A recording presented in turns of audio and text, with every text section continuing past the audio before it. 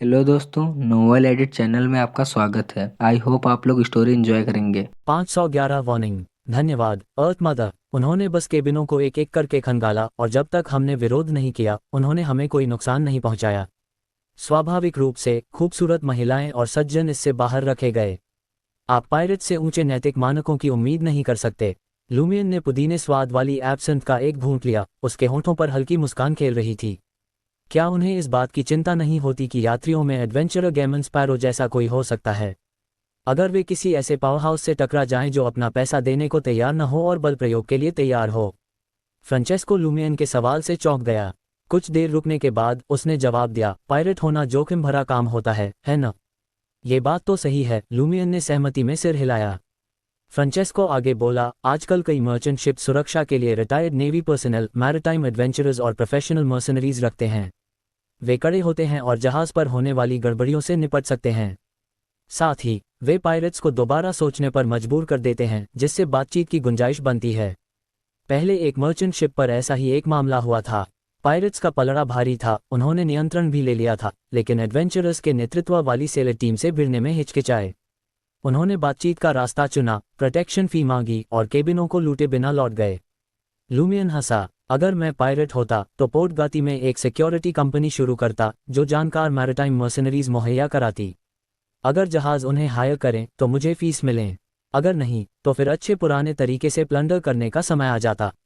दोनों ही हालात में मुनाफा मेरा होता। फ्रांचेस्को ने 20 की उम्र के उस काले बालों, हरी आंखों वाले आदमी को हैरानी से देखा और बुदबुदाया, कहीं तुम अंडरकवर पायरेट तो नहीं? मैरिटाइम फैक्शंस में अफरातफरी मची हुई है। क्या तुम्हारे सबऑर्डिनेट्स तुम्हें हायर करने वालों को दूसरे पायरेट से बचा पाएंगे? उफ, यही वजह है कि मुझे समुद्र कभी पसंद नहीं आया। जमीन पर कदम रखने से ज्यादा सुरक्षा महसूस होती है। Praise the earth, praise the mother of all things. Earth mother में विश्वास रखने वाला एक शुद्ध फेनेपोटेरियन। लूमियन मुस्कुराया और पूछा, अगर तुम्हें समुद्र पसंद नहीं है तो फिर तुम अभी भी जहाज पर बारटेंडर के रूप में काम क्यों कर रहे हो? फ्रांचेस्को का भाव धीरे धीरे जीवंत हो गया। क्या तुम्हें ये रोमांटिक नहीं लगता कि समुद्र में तैरता हुआ एक स्वतंत्र किंगडम हो जो बाहरी दुनिया से मुश्किल से संपर्क कर सके? यहाँ जब तुम किसी खूबसूरत महिला से मिलते हो तो तुम्हें लगता है कि पूरी दुनिया में बस तुम दोनों ही बचे हो। तुम केवल एक दूसरे पर ही निर्भर हो सकते हो। तुम्हारा अंतिम लक्ष्य एक रोमांटिक मुलाकात ढूंढना है। कभी कभी लूमियन को फेनेपोटेरियंस और उनसे मिलते जुलते कुछ ट्राइरियंस को समझना मुश्किल लगता था। उसी क्षण फ्रांचेस्को ने एक गोल मेज की ओर इशारा किया। वह फिलिप है, फ्लाइंग बर्ड का सिक्योरिटी सुपरवाइजर। वह खुद को फॉक्सी फ्लीट का रिटायर्ड ऑफिसर बताता है।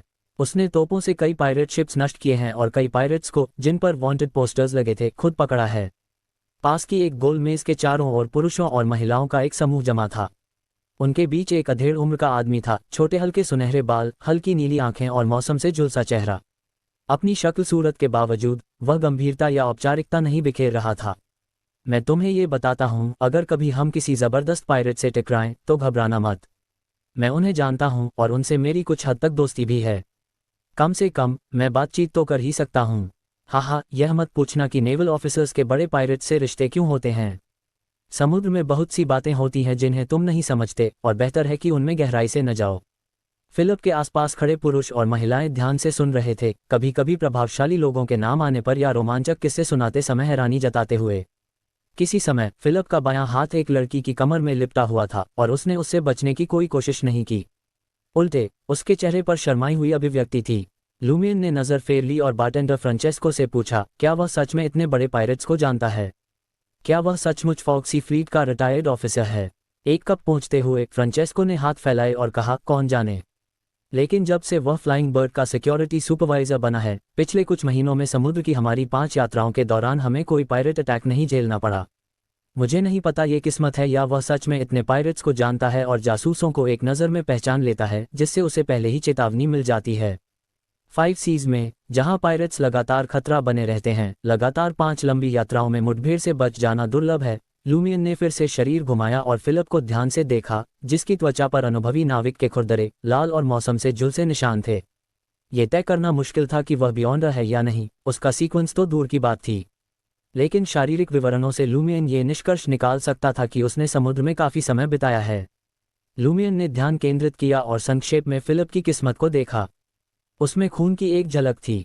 भविष्य में लड़ाई और चोट की संभावना है, लेकिन यह उसकी जान को खतरे में नहीं डालेगी। लूमियन ने भौहें सिकोड़ ली, हाथ में बची एब्सेंथ खत्म की और लैंटी प्रूफ का एक और गिलास मंगवाया।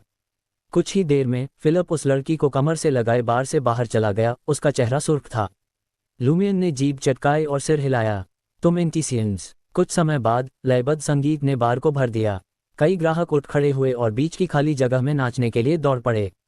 लूमियन शराब हाथ में लिए लय के साथ हल्का सा झूम रहा था, विचारों में डूबा हुआ दिख रहा था। जब से उसने जाना था कि ईवल गॉड के बस्टोर्ड बीइंग्स कुछ गड़बड़ कर रहे हैं, तब से उसे इतनी राहत महसूस नहीं हुई थी। हॉस्टल योजना अब अतीत बन चुकी थी। अप्रैल फूल के की मेंबर्स की जांच पोर्ट सैंटा पहुंचने के बाद ही शुरू हो सकती थी। यह एक दुर्लभ छुट्टी थी। यह अनुमान लगाते हुए कि लुडवर्ग के दूसरे लेट नाइट स्नैक का समय हो गया होगा, लूमियन ने अपना गिलास रखा और देख पर बार से बाहर निकल गया। जब लूमियन फर्स्ट क्लास कैबिन की ओर लौट रहा था, उसने अचानक फुसफुसाकर कहा, टेमी बोरोज, क्या जहाज पर मौजूद बियॉन्डर्स और पायरेट्स के वेश में छिपे यात्रियों की पहचान करने का कोई तरीका है? मैं उन्हें एक एक करके मिलना चाहता हूं, उन्हें चेतावनी देना चाहता हूं कि वे ठीक से पेश आएं और मेरी यात्रा का आनंद खराब न करें। अगर कोई चेतावनी मानने से इनकार करे तो 007 बाउंटी इकट्ठा करने में मदद कर सकता है। उनसे निकलने वाले बियॉन्डर कैरेक्टरिस्टिक्स को भी पैसों के बदले बदला जा सकता है। टर्मी बोरोज की गंभीर आवाज़ लूमियन के कानों में गूंजी। लूमियन के जवाब का इंतजार किए बिना उस सील्ड एंजल ने जोड़ा, एलिस्टा टूडो की शेष आभा और 001 की हल्की करप्शन के साथ, अगर तुम सच में उन लोगों को चेतावनी दोगे तो कैलेमिटी को उकसाने की काफ़ी संभावना है। क्या इसका मतलब यह है कि मैं ही सबसे बड़ा कैलेमिटी हूं और बस मुझे ही अपना ख्याल रखना चाहिए? लूमियन, जो फ्लाइंग बर्ड की डार्क वर्ल्ड को फिर से व्यवस्थित करना और एक सुखद यात्रा सुनिश्चित करना चाहता था, टर्मी बोरोज की बात समझ गया। उसके पास इसे छोड़ने के अलावा कोई चारा नहीं था। उसी समय फ्लाइंग बर्ड गहरी नींद में डूब चुका था। लूमियन ठोस फर्श पर चलता गया। हल्की चरमराहट और दबी हुई आवाज़ें चारों ओर गूंज रही थीं। जहाज के किसी हिस्से में एक औरत दिल तोड़ देने वाली सिसकियों के साथ रो रही थी। ऐसी निराशा लूमियन के लिए अनजानी नहीं थी। उसने ओबर्ज डूक ऑफ डॉ में चार्ली की प्रशंसा की वस्तु मिस ईथन्स को भी अक्सर इसी तरह रोते सुना था। हर जगह लोग दुखी होते हैं। दुखी लोग। अपनी राइटर बहन के प्रभाव में लूमियन में थोड़ी सी कलात्मकता थी। सिर झटकते हुए वह रूम 5 अपने फर्स्ट क्लास कैबिन में लौट आया। लुगानो पहले ही सर्वेंट्स क्वार्टर्स में जा चुका था, जबकि लुडवर्ग पजामस और नाइट कैप पहने अपने लेट नाइट स्नैक का इंतजार कर रहा था। लूमियन ने आह भरी और ट्रैवलर्स बैग से आसानी से सुरक्षित रहने वाला खाना निकाला, इस बात के लिए आभारी कि उसने पोर्टगाती में फिर से स्टॉक कर लिया था। उसने लुडवर्ग के रोजाना खाने का खर्च गिना, 100 वर्ल्ड डॉ, यानी साल भर में लगभग 40,000 वर्ल्ड डॉ। उसे झुंझलाहट का झोंका महसूस हुआ। इस रफ्तार से लुडवर्ग 2 साल में उसकी बचत खत्म कर देगा। वह ये सोचने से खुद को रोक नहीं पाया कि क्या बैरन ब्रिग्ने ने लुडवर्ग के गायब होने की पुष्टि पर राहत की सांस ली होगी। दोनों मिडनाइट मील्स निपटाने के बाद लूमियन ने जल्दी से हाथ मुंह धोया और मास्टर बेडरूम में जाकर सो गया। जहाज की हल्की झूलन ने उसे नींद की आगोश में पहुंचा दिया। लूमियन सुबह 6 बजे तरोताज़ा होकर उठा। डाइनिंग टेबल खाली थी। लुडवर्ग और लुगानो अभी भी सो रहे थे। उसने खिड़की खोली और जम्हाई लेते हुए ताज़ी सुबह की हवा अंदर खींची। 7 बजे से ठीक पहले डोरबेल बजी। मेरा नाश्ता तो 8:30 बजे आने वाला था। लूमियन ने दरवाज़ा खोला और पाया कि सामने फिलिप खड़ा है, फ्लाइंग बर्ड का सिक्योरिटी सुपरवाइजर। सुनहरे बाल, नीली आंखें और मौसम से झुलसा चेहरा। फिलिप का चेहरा गंभीर था, जो पिछली रात बार में दिखे उसके मस्तमौला रूप से बिल्कुल अलग था। मैंने पुष्टि कर ली है कि तुम्हारे पहचान दस्तावेज नकली हैं। उसने ये कैसे पुष्टि की? और उसने खास तौर पर हमारी पहचान क्यों जांची? लूमियन को बोर्डिंग के बाद उनमें कुछ भी अलग नहीं लगा था। अपनी उलझन दबाते हुए उसने भौहें सिकोड़कर पूछा, क्या तुम हमें डराकर पैसे ऐंठने की कोशिश कर रहे हो? फिलिप ने लिविंग रूम पर नजर डाली और गंभीरता से कहा, मुझे इस बात से फर्क नहीं पड़ता कि तुम पहले कौन थे या क्या करने वाले हो। बस फ्लाइंग बर्ड पर रहते हुए ठीक से पेश आओ। यात्रा का आनंद लो, कोई परेशानी खड़ी मत करो और सब ठीक रहेगा। वह सच में जांच रहा है कि हम परेशानी खड़ी करने वाले तो नहीं। इस आदमी ने ये कैसे किया? वह काफी काबिल है। वह जितना लापरवाह और साधारण दिखता है उतना है नहीं। लूमियन ने शांत स्वर में झुके बिना जवाब दिया, मुझे डर है कि मैं समझ नहीं पा रहा। शायद कोई गलतफहमी है। फिलिप ने काफी देर तक उसकी आंखों में आंखें डाले रखीं। बस इतना समझ लो कि मैं क्या कह रहा हूं, आखिरकार उसने कहा, फिर मुड़कर चला गया। 512 स्ट्रेंज पायरेट शिप। यह आदमी काबिल था, यह मानना पड़ेगा। पिछली रात बार में दिखा उसका लापरवाह, चिपचिपा और अनुशासनहीन मुखौटा अब गायब था। ये कई इंटीसियन पुरुषों का आम गुण था, लूमियन ने देखा। जब वे मेहनत तलब काम में नहीं होते और आकर्षक महिलाओं से घिरे होते तो वे अपने कौशल दिखाने को आतुर मोर बन जाते। बियॉन्ड अ बन जाना भी उस बुनियादी स्वभाव को नहीं बदलता। इंटीज में डिमोनेसिस खूब फलती फूलती थी, खासकर त्रिय में। ये केवल शहर के अंडरग्राउंड आकर्षण के कारण नहीं था, समाज के साथ एक गहरी, अधिक सामंजस्यपूर्ण संगति भी थी। फिलिप की चेतावनी से लुमियन न तो आहत हुआ और न ही उसने इसे व्यक्तिगत रूप से लिया। उसने अगले कुछ दिनों में यात्रा का आनंद लेने की योजना बनाई थी, यहाँ तक कि जहाज पर व्यवस्था बनाए रखने में हाथ बटाने, एक तरह का शैडो इंक्विजिटर बनने का भी विचार किया था। लेकिन अब उसकी प्राथमिक चिंता ये थी कि फिलिप ने उनकी असली पहचान कैसे उजागर की। लुमियन ने ऑरर की ग्रिम्वा को बारीकी से खंगाला था, 22 पाथवेज के लो सीक्वेंस बियॉन्डर्स की क्षमताओं का अध्ययन किया था और पिछले महीनों में विभिन्न स्रोतों से मिली जानकारी से उसे पूरक किया था। इससे उसने एक प्रारंभिक अनुमान बनाया। फिलिप संभवतः 3 में से किसी एक पाथवे का बियॉन्डर है, स्पेक्टेटर, रीडर या आर्बिटर। एक सूक्ष्म विवरणों को देखने और लोगों के असली विचार पढ़ने में माहिर होता है। दूसरा डिडक्शन का उस्ताद होता है, जिसकी सीक्वेंस 7 को डिटेक्टिव भी कहा जाता है। वे सबसे सूक्ष्म संकेतों से भी असामान्यताओं का पता लगा सकते हैं। तीसरा, सीक्वेंस 8 पब्लिक सिक्योरिटी ऑफिसर अपने क्षेत्राधिकार में असाधारण नियंत्रण रखता है, जिससे वह गड़बड़ियों को महसूस कर उनका पीछा कर सकता है। ये देखते हुए कि हमने पहले कभी फिलिप से सीधे बात नहीं की, मैं स्पेक्टेटर वाले विकल्प को हटा सकता हूं। इसके अलावा स्पेक्टेटर्स आमतौर पर सिक्योरिटी सुपरवाइजर नहीं बनते, यह उनका क्षेत्र नहीं है। अपनी क्षमताओं से यह पता लगाने के बाद कि हमारे साथ कुछ गड़बड़ है और हमारी पृष्ठभूमि अस्पष्ट है, फिलिप ने शायद हमारी पहचान की प्रतियां जांची होंगी और जारी करने वाले अधिकारियों को टेलीग्राम भेजे होंगे, और उसे पुष्टि मिली होगी कि ये 3 लोग अस्तित्व में ही नहीं हैं। यह उसकी चेतावनी में हुई देरी को समझाता है। उसने जांच और जवाब का इंतजार किया, फिर कदम उठाया। इसका ये भी मतलब है कि उसके पास विभिन्न क्षेत्रों में मददगारों का नेटवर्क है, उससे जानकारी और फीडबैक मिलता है और उसके संपर्क काफ़ी व्यापक हैं। ये सब अकेले करना संभव नहीं। उसके पीछे कोई संगठन है, शायद ज्यादा आधिकारिक।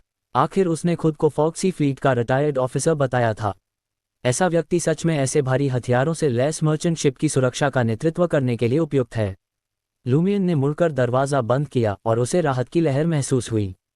इतने काबिल सिक्योरिटी सुपरवाइजर के रहते, जो संभावित खतरों को चुपचाप चेतावनी देता है, आगे की यात्रा अपेक्षाकृत सुरक्षित रहने वाली थी।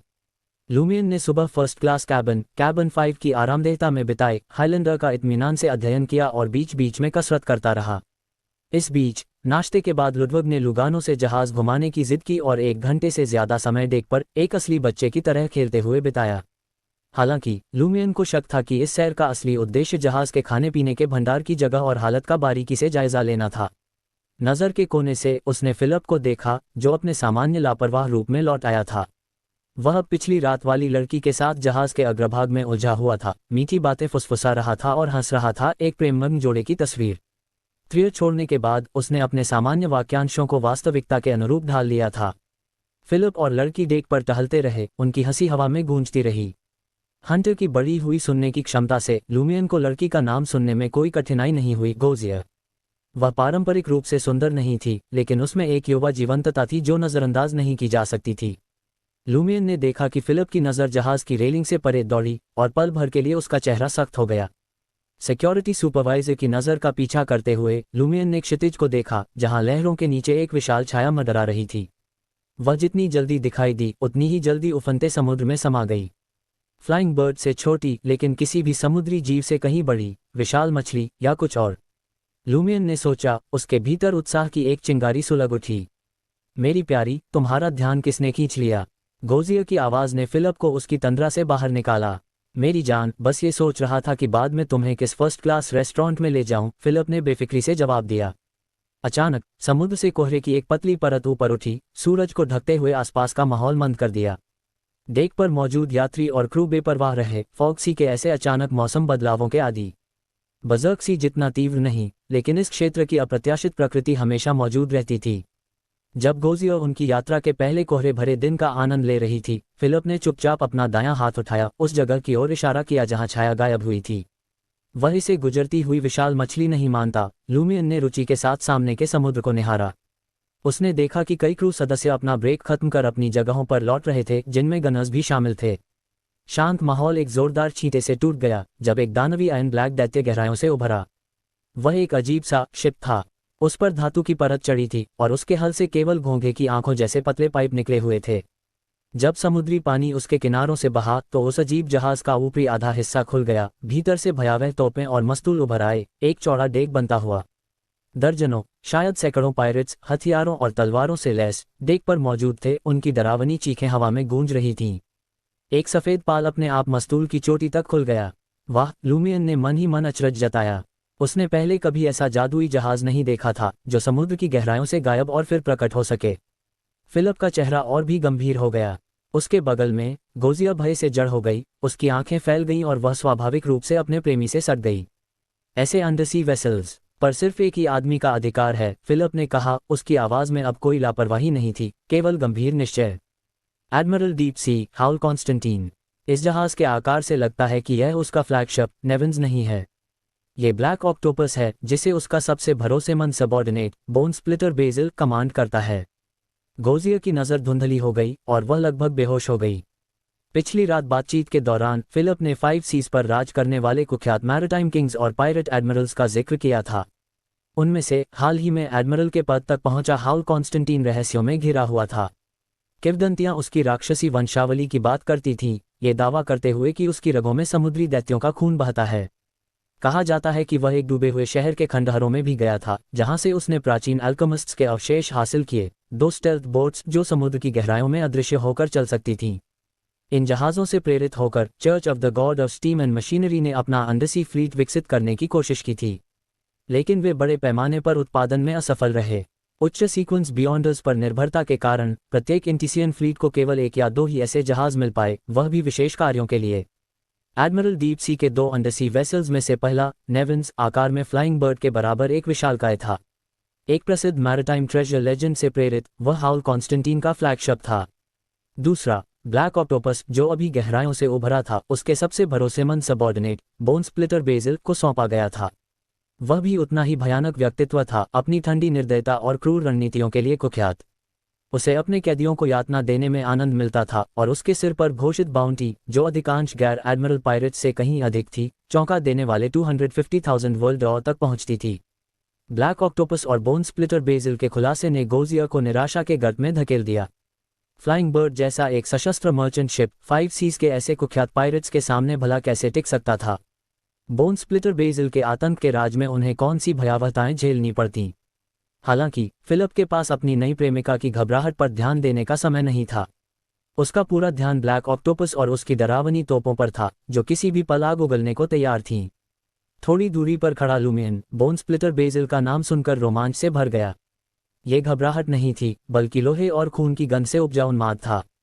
ये हंटर्स की आक्रामक प्रवृत्ति थी। पूरी तरह पोशंस पचा लेने के बाद भी एक बियॉन्डर उन पर प्रभाव में रहता है। लूमियन की पन्ना सी हरी आंखें बाज की तरह तीक्ष्ण उस अजीब आयन ब्लैक जहाज पर टिक गईं और वह अपनी अगली चाल सोचने लगा। जैसे ही बोन स्प्लिटर बेजिल सामने आएगा और दोनों जहाज पास आएंगे, लूमियन टेलीपोर्ट होकर उस कुख्यात पायरेट के पीछे पहुंचना और स्पेल ऑफ हैरम्फ छोड़ना चाहता था। अगर स्पेल ऑफ हैरम्फ का असर काफी न हुआ और बेजिल को अक्षम न कर सका, तो लूमियन अपने फ्लॉग बॉक्सिंग ग्लव्स पहनता, प्रतिद्वंद्वी के भीतर एक विशेष इच्छा भरता और फिर टेलीपोर्ट कर दूरी बनाता। उसके बाद सिम्फनी ऑफ हेट्रेड सक्रिय करता, उस इच्छा को पागलपन की हद तक बढ़ाते हुए। जब बोन स्प्लिटर बेजिल गंभीर रूप से घायल और पल भर के लिए अक्षम हो जाएगा, तब लूमियन अपने पूरे हंटर आर्सेनल के साथ घातक वार कर उसे ढेर कर देगा। आसपास के पायरेट्स के हस्तक्षेप से बचने के लिए वह संभवतः एक बॉटल ऑफ फिक्शन बनाकर बोन स्प्लिटर बेजिल को एक पर एक मुकाबले में अलग कर सकता था।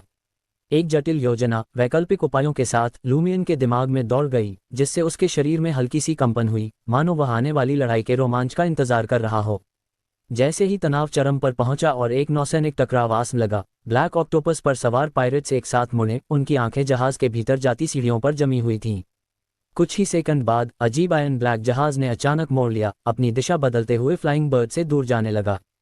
तेजी से ब्लैक ऑक्टोपस के खुले हिस्से सिमट गए, उसका अंदरूनी भाग फिर से सील हो गया। लूमियन और दूसरों की आंखों के सामने ब्लैक ऑक्टोपस तेजी से दूर हुआ और कोहरे भरे समुद्र की गहराइयों में डूब गया। पलक झपकते ही वह बस एक छाया बन गया, पूरी तरह गायब। भाग गया। लंबी स्तब्ध चुप्पी के बाद शब्द निकालते हुए गोजिया ने अपने प्रेमी की ओर मुड़कर आश्चर्य और उलझन भरी आवाज में कहा, बोन स्प्लिटर बेजिल और उसका ब्लैक ऑक्टोपस बस चले जा रहे थे, बिना लड़े, बिना लूटे। फिलिप खुद भी हैरान उस जगह को घूरता रहा जहां ब्लैक ऑक्टोपस गायब हुआ था और चेहरे पर एक मुस्कान लाने की कोशिश की। क्या मैंने नहीं कहा था कि मैं कई बड़े पायरेट्स को जानता हूँ? 513 वरी, क्या वे भाग गए? लूमियन के होंठ फड़के। ब्लैक ऑक्टोपस का अचानक दिशा बदलना और डूब जाना उसे अवाक कर गया। ये चाल उसे पूरी तरह चौंका गई, एक अहम पल के लिए उसे जड़ कर गई। इतना अद्भुत अंडरवाटर शिप एक बड़े बाउंटी वाले महान पायरेट द्वारा संचालित, बिना एक भी तोप दागे यूं ही दुम दबाकर भाग गया। इतनी कमजोर हिम्मत के साथ कोई पायरेट कैसे हो सकता है? Bone splitter Basil, 250,000 world or की बाउंटी और भयानक प्रतिष्ठा। ऊंचे समुद्र पर फिर से मुंह दिखाने की भी मत सोचना। लूमियन ने मन ही मन कोसा, फिर विचार में डूब गया। बोन स्प्लिटर बेजिल बिना सामने आए क्यों भागा? अगर यह ब्लड एम्परर की ऑरा होती जिसे मैंने सक्रिय किया और उसी से तुम इतनी तेजी से भागे होते तो समझ आता, लेकिन अभी क्यों? क्या ऐसा हो सकता है कि उसने गलत जहाज को निशाना बना लिया हो? फ्लाइंग बर्ड वह मर्चेंट वेसल नहीं है जिसे वह लूटना चाहता था, इसलिए वह अपने असली शिकार को घेरने के लिए जल्दी में था। या फिर उसने किसी तरह भांप लिया कि इस जहाज को हाईजैक करने से तबाही मच सकती है। अगर उसके पास सच में डिविनेशन या प्रोफेसी की ताकत होती तो वह यहाँ आने से पहले ही जान लेता। उसे क्रू और यात्रियों के सामने शर्मिंदा होने की जरूरत नहीं पड़ती, बस यूं मुड़कर भटकने की। Danger premonition. एक हंटर की डेंजर इंट्यूशन आमतौर पर आमने सामने हुए बिना इतनी तेज प्रतिक्रिया नहीं देती। तभी उसे एक सीक्वेंस याद आया जिसने महीनों से उसे सतर्क कर रखा था, क्रिमिनल पाथवे का सीक्वेंस 6 डेविल। इस सीक्वेंस के बियॉन्डर्स के पास एक अनोखी क्षमता होती है जिसे मलिशियस परसेप्शन कहते हैं। अगर उनकी सीमा के भीतर कोई उनके प्रति घातक इरादा रखता है और एक तय समय के भीतर उस पर अमल करने वाला होता है, तो वे खतरे के स्रोत को महसूस कर सकते हैं और अपने हमलावर की पहचान कर सकते हैं। बोन स्प्लिटर बेजिल, एक डेविल। उसका उपनाम और प्रतिष्ठा इस पर बिल्कुल फिट बैठते हैं। मैंने अभी अभी उसके लिए एक हंटिंग प्लान बनाया था, स्थिति की पुष्टि के बाद टेलीपोर्ट करने का इरादा रखते हुए। क्या उसने मेरी दुर्भावना को महसूस कर लिया और खतरे की तीव्रता समझकर तुरंत भागने का फैसला कर लिया? अरे, तुम डेविल हो, बिना लड़े भाग रहे हो। मुझे तो खुद डेविल को हराने का भरोसा नहीं है। ऊपर से तुम अपने अल्केमिकल बोर्ड पर हो, आसपास ढेरों सबॉर्डिनेट्स हैं। तुम्हारे पास मिस्टिकल आइटम्स की कमी भी नहीं होगी, फिर भी इतनी कायरता। मेरी कल्पित योजना की सफलता की संभावना इतनी अधिक थी कि बेजिल की खतरा महसूस करने की क्षमता उसकी सहनशक्ति से आगे निकल गई। इसलिए उसने जोखिम नहीं लिया और सबसे सुरक्षित और प्रभावी प्रतिक्रिया चुनी, भागना। लूमियन जितना सोचता गया उतना ही उसे लगा कि यह अनुमान सच के करीब है। यह उसे मनोरंजक भी लगा। हंटर्स जरूरी नहीं कि शुरुआत से ही आगे बढ़कर लड़ें, वे आखिर में प्रकट होकर शिकार समेटने वाले भी हो सकते हैं। लूमियन को शक था कि बेजिल शायद पूरी योजना को महसूस नहीं कर पाया होगा। बस इतना हुआ कि एंजल ऑफ इनेविटेबिलिटी, ब्लड एम्परर की ऑरा, मिस्टर फूल की सील और 001 की हल्की करप्शन, चाहे वे शक्तिशाली हो या नहीं, एक व्यवहार्य योजना और स्पष्ट दुर्भावना के साथ मिलकर बोन स्प्लिटर को बुरी तरह उकसा गईं। उसे लगा कि आने वाला खतरा उसकी क्षमता से परे है, इसलिए अभी अभी वाला दृश्य घटा। क्या सारे डेविल्स इतने डरपोक होते हैं? लूमियन ने मन ही मन कोसा और निराश होकर देख छोड़ दिया। फर्स्ट क्लास कैबिन के रूम 5 में लौट आया। उसी समय विशेष अटेंडेंट लंच लेकर आ चुका था। लुडविग स्वादिष्ट खाने पर टूट पड़ा, जबकि लुगानो खिड़की के पास खड़ा उत्साह से भरा हुआ था। लूमियन को लौटते देख डॉक्टर ने उत्साह से कहा, अभी अभी एक महान पायरेट आया था, bone splitter Basil, admiral deep sea howl Constantine का सबसे ताकतवर कैप्टन। वह ब्लैक ऑक्टोपस भी चलाता है। तब तुमने ब्लैक ऑक्टोपस के बारे में सुना है? वह एक मिस्टिकल शिप है जो समुद्र की तह तक डूब सकता है। मैंने कल रात बार में किसी से सुना था, लूमियन ने ईमानदारी से जवाब दिया। इससे पहले उसे एडमिरल डीप सी और उसके पायरेट दल के बारे में ज्यादा जानकारी नहीं थी। बस इतना पता था कि ऐसा एक पायरेट एडमिरल है। आखिरकार हाउल कॉन्स्टेंटीन काफी रहस्यमय था और समुद्री कहानियां दर्ज करने वाले अखबारों और पत्रिकाओं में शायद ही कभी दिखाई देता था। द एडवेंचरर सीरीज में उसकी एकमात्र उपस्थिति उसके टाइटल और नाम तक सीमित थी, बिना किसी कथानक के। लुगानो ने अपनी भावनाएं नहीं छुपाईं। मैंने उस मिस्टिकल पायरेट शिप को अपनी आंखों से देखा। वह सचमुच समुद्र की तह से उभरा और फूल की तरह खिल सकता है। मुझे लगा था कि हम बोन स्प्लिटर से टकराएंगे और तुम्हारी टेलीपोर्टेशन क्षमताओं का इस्तेमाल कर भागेंगे, लेकिन आश्चर्यजनक रूप से ब्लैक ऑक्टोपस ने बस 10 सेकंड से थोड़ा ज्यादा देखने के बाद ही जाने का फैसला कर लिया। 10 सेकंड से ज्यादा? क्या तुम बोन स्प्लिटर्स को कम आंक रहे हो? ये तो बस कुछ सेकंड थे। लूमियन ने मन ही मन पलटवार किया। लुगानो आगे बोला, आज सुबह कुछ सेलर्स से बात करते समय उन्होंने मुझे बताया कि फ्लाइंग बर्ड का सिक्योरिटी सुपरवाइजर एक बेहद काबिल रिटायर्ड ऑफिसर है जो कई बड़े पायरेट्स को जानता है। मुझे लगा वे शेखी बघार रहे हैं, लेकिन अब लगता है कि वह सिक्योरिटी सुपरवाइजर वाकई साधारण नहीं है। ये सच में संभव है कि उसके कई बड़े पायरेट्स से संबंध हों। इसी वजह से बोन स्प्लिटर बेजिल ने फ्लाइंग बर्ड को नहीं लूटा। बिल्कुल बिल्कुल, लूमियन ने हामी भरी। रिप, लुडवग ने बतख की टांग की चिकनी खाल और मांस फाड़ डाला। लूमियन ने उस लड़के की ओर देखा जो खाने में डूबा था और अचानक उसके मन में एक नया विचार आया। क्या बोन स्प्लिटर बेजिल ने जो दुर्भावना और खतरा महसूस किया वह एक से ज्यादा स्रोतों से आया था? क्या वह सिर्फ मुझसे नहीं था? बोन डिसमेंटलिंग शब्द सुनकर शायद लुडवग ने भी जोर से निगल लिया हो। हालांकि भले ही यह चलता फिरता बॉटमलेस स्टमक मुझसे ऊंचे दर्जे का लगे, लेकिन उसमें वैसी क्षमताएं नहीं हैं। फ्लाइंग बर्ड के ब्लैक ऑक्टोपस द्वारा न लूटे जाने की खुशी में कप्तान ने शाम को डेक पर एक पार्टी रखी जिसमें क्लाउन्स, मैजिशियंस और बीस्ट टेमर्स शामिल थे। उसने सबको 3-3 गिलास बियर पिलाए। रात देर तक थर्ड क्लास बार में रौनक रही। फिलिप लगभग सभी ग्राहकों के बीच केंद्र में था। वे बारी बारी से उसकी तारीफ कर रहे थे और उसे ड्रिंक्स पिला रहे थे। वे सब फ्लाइंग बर्ड के यात्रियों को बचाने और बोन स्प्लिटर बेजिल को मनाकर भेज देने के लिए सिक्योरिटी सुपरवाइजर के आभारी थे। बार काउंटर पर बैठा लूमियन बारटेंडर फ्रांचेस्को से बात करते हुए लैंटी प्रूफ का आनंद ले रहा था। उसकी नज़र अनायास फिलिप के चेहरे पर पड़ी और उसने उसके लापरवाह मुस्कान के नीचे गंभीरता और चिंता की एक झलक देखी। दूसरे शब्दों में, वह इतना खुश नहीं था। लगभग 1 घंटे बाद फिलिप नशेड़ी भीड़ से निकलकर अपने प्रेमी गोजिया के साथ लूमियन के पास आ बैठा। उसने मेज थपथपाए और एक गिलास सुनहरी बियर मंगाए। अनौपचारिक अंदाज में बोला, तुम इतनी शोरगुल वाली जगह में पीना पसंद करते हो? यहाँ की लड़कियां फर्स्ट क्लास से ज्यादा उत्साही हैं। लूमियन उसके आने का मकसद मोटे तौर पर समझ रहा था, लेकिन उसने पूछताछ नहीं की। फिलिप हंसा। ये सच है? सहजता से उसने पूछा, जब ब्लैक ऑक्टोपस आया था तुम क्या कर रहे थे? क्या तुम्हें याद नहीं? मैं तुम्हारे ज्यादा दूर नहीं था। तुम्हें नहीं पता मैंने क्या किया? लूमियन ने सीधे सीधे जवाब दिया। फिलिप ने हल्का सा सिर हिलाया और आगे नहीं बढ़ा। लूमियन ने शराब का एक घूंट लिया और मुस्कुराते हुए पूछा, क्या तुम्हें लगता है कि जहाज पर कोई बड़ी समस्या है जिसने उस छोटे उपद्रवी को भगा दिया? फिलिप ने सिर घुमाकर लूमियन को देखा, इस बात से ज्यादा हैरान नहीं कि उसने ऐसा संबंध जोड़ा। तुम्हें क्या लगता है कौन संदिग्ध है? लूमियन ने रुचि से पूछा। कल दोपहर से आज दोपहर तक सिक्योरिटी सुपरवाइजर ने कई लोगों को चेतावनी दी होगी। फिलिप ने अपना बियर मग रखा और कनपटियां मलीं। कुछ सोचने के बाद वह मुस्कुराया। मैं तुम्हें बताना चाहता था, लेकिन अब मुझे लगता है कि इसकी जरूरत नहीं है। क्यों? लूमियन ने जिज्ञासा से पूछा। फिलिप ने बियर का एक और घूंट लिया और हंसा। जब तक वह बड़ी समस्या जहाज पर फूट नहीं पड़ती तब तक वह मेरे लिए समस्या नहीं है।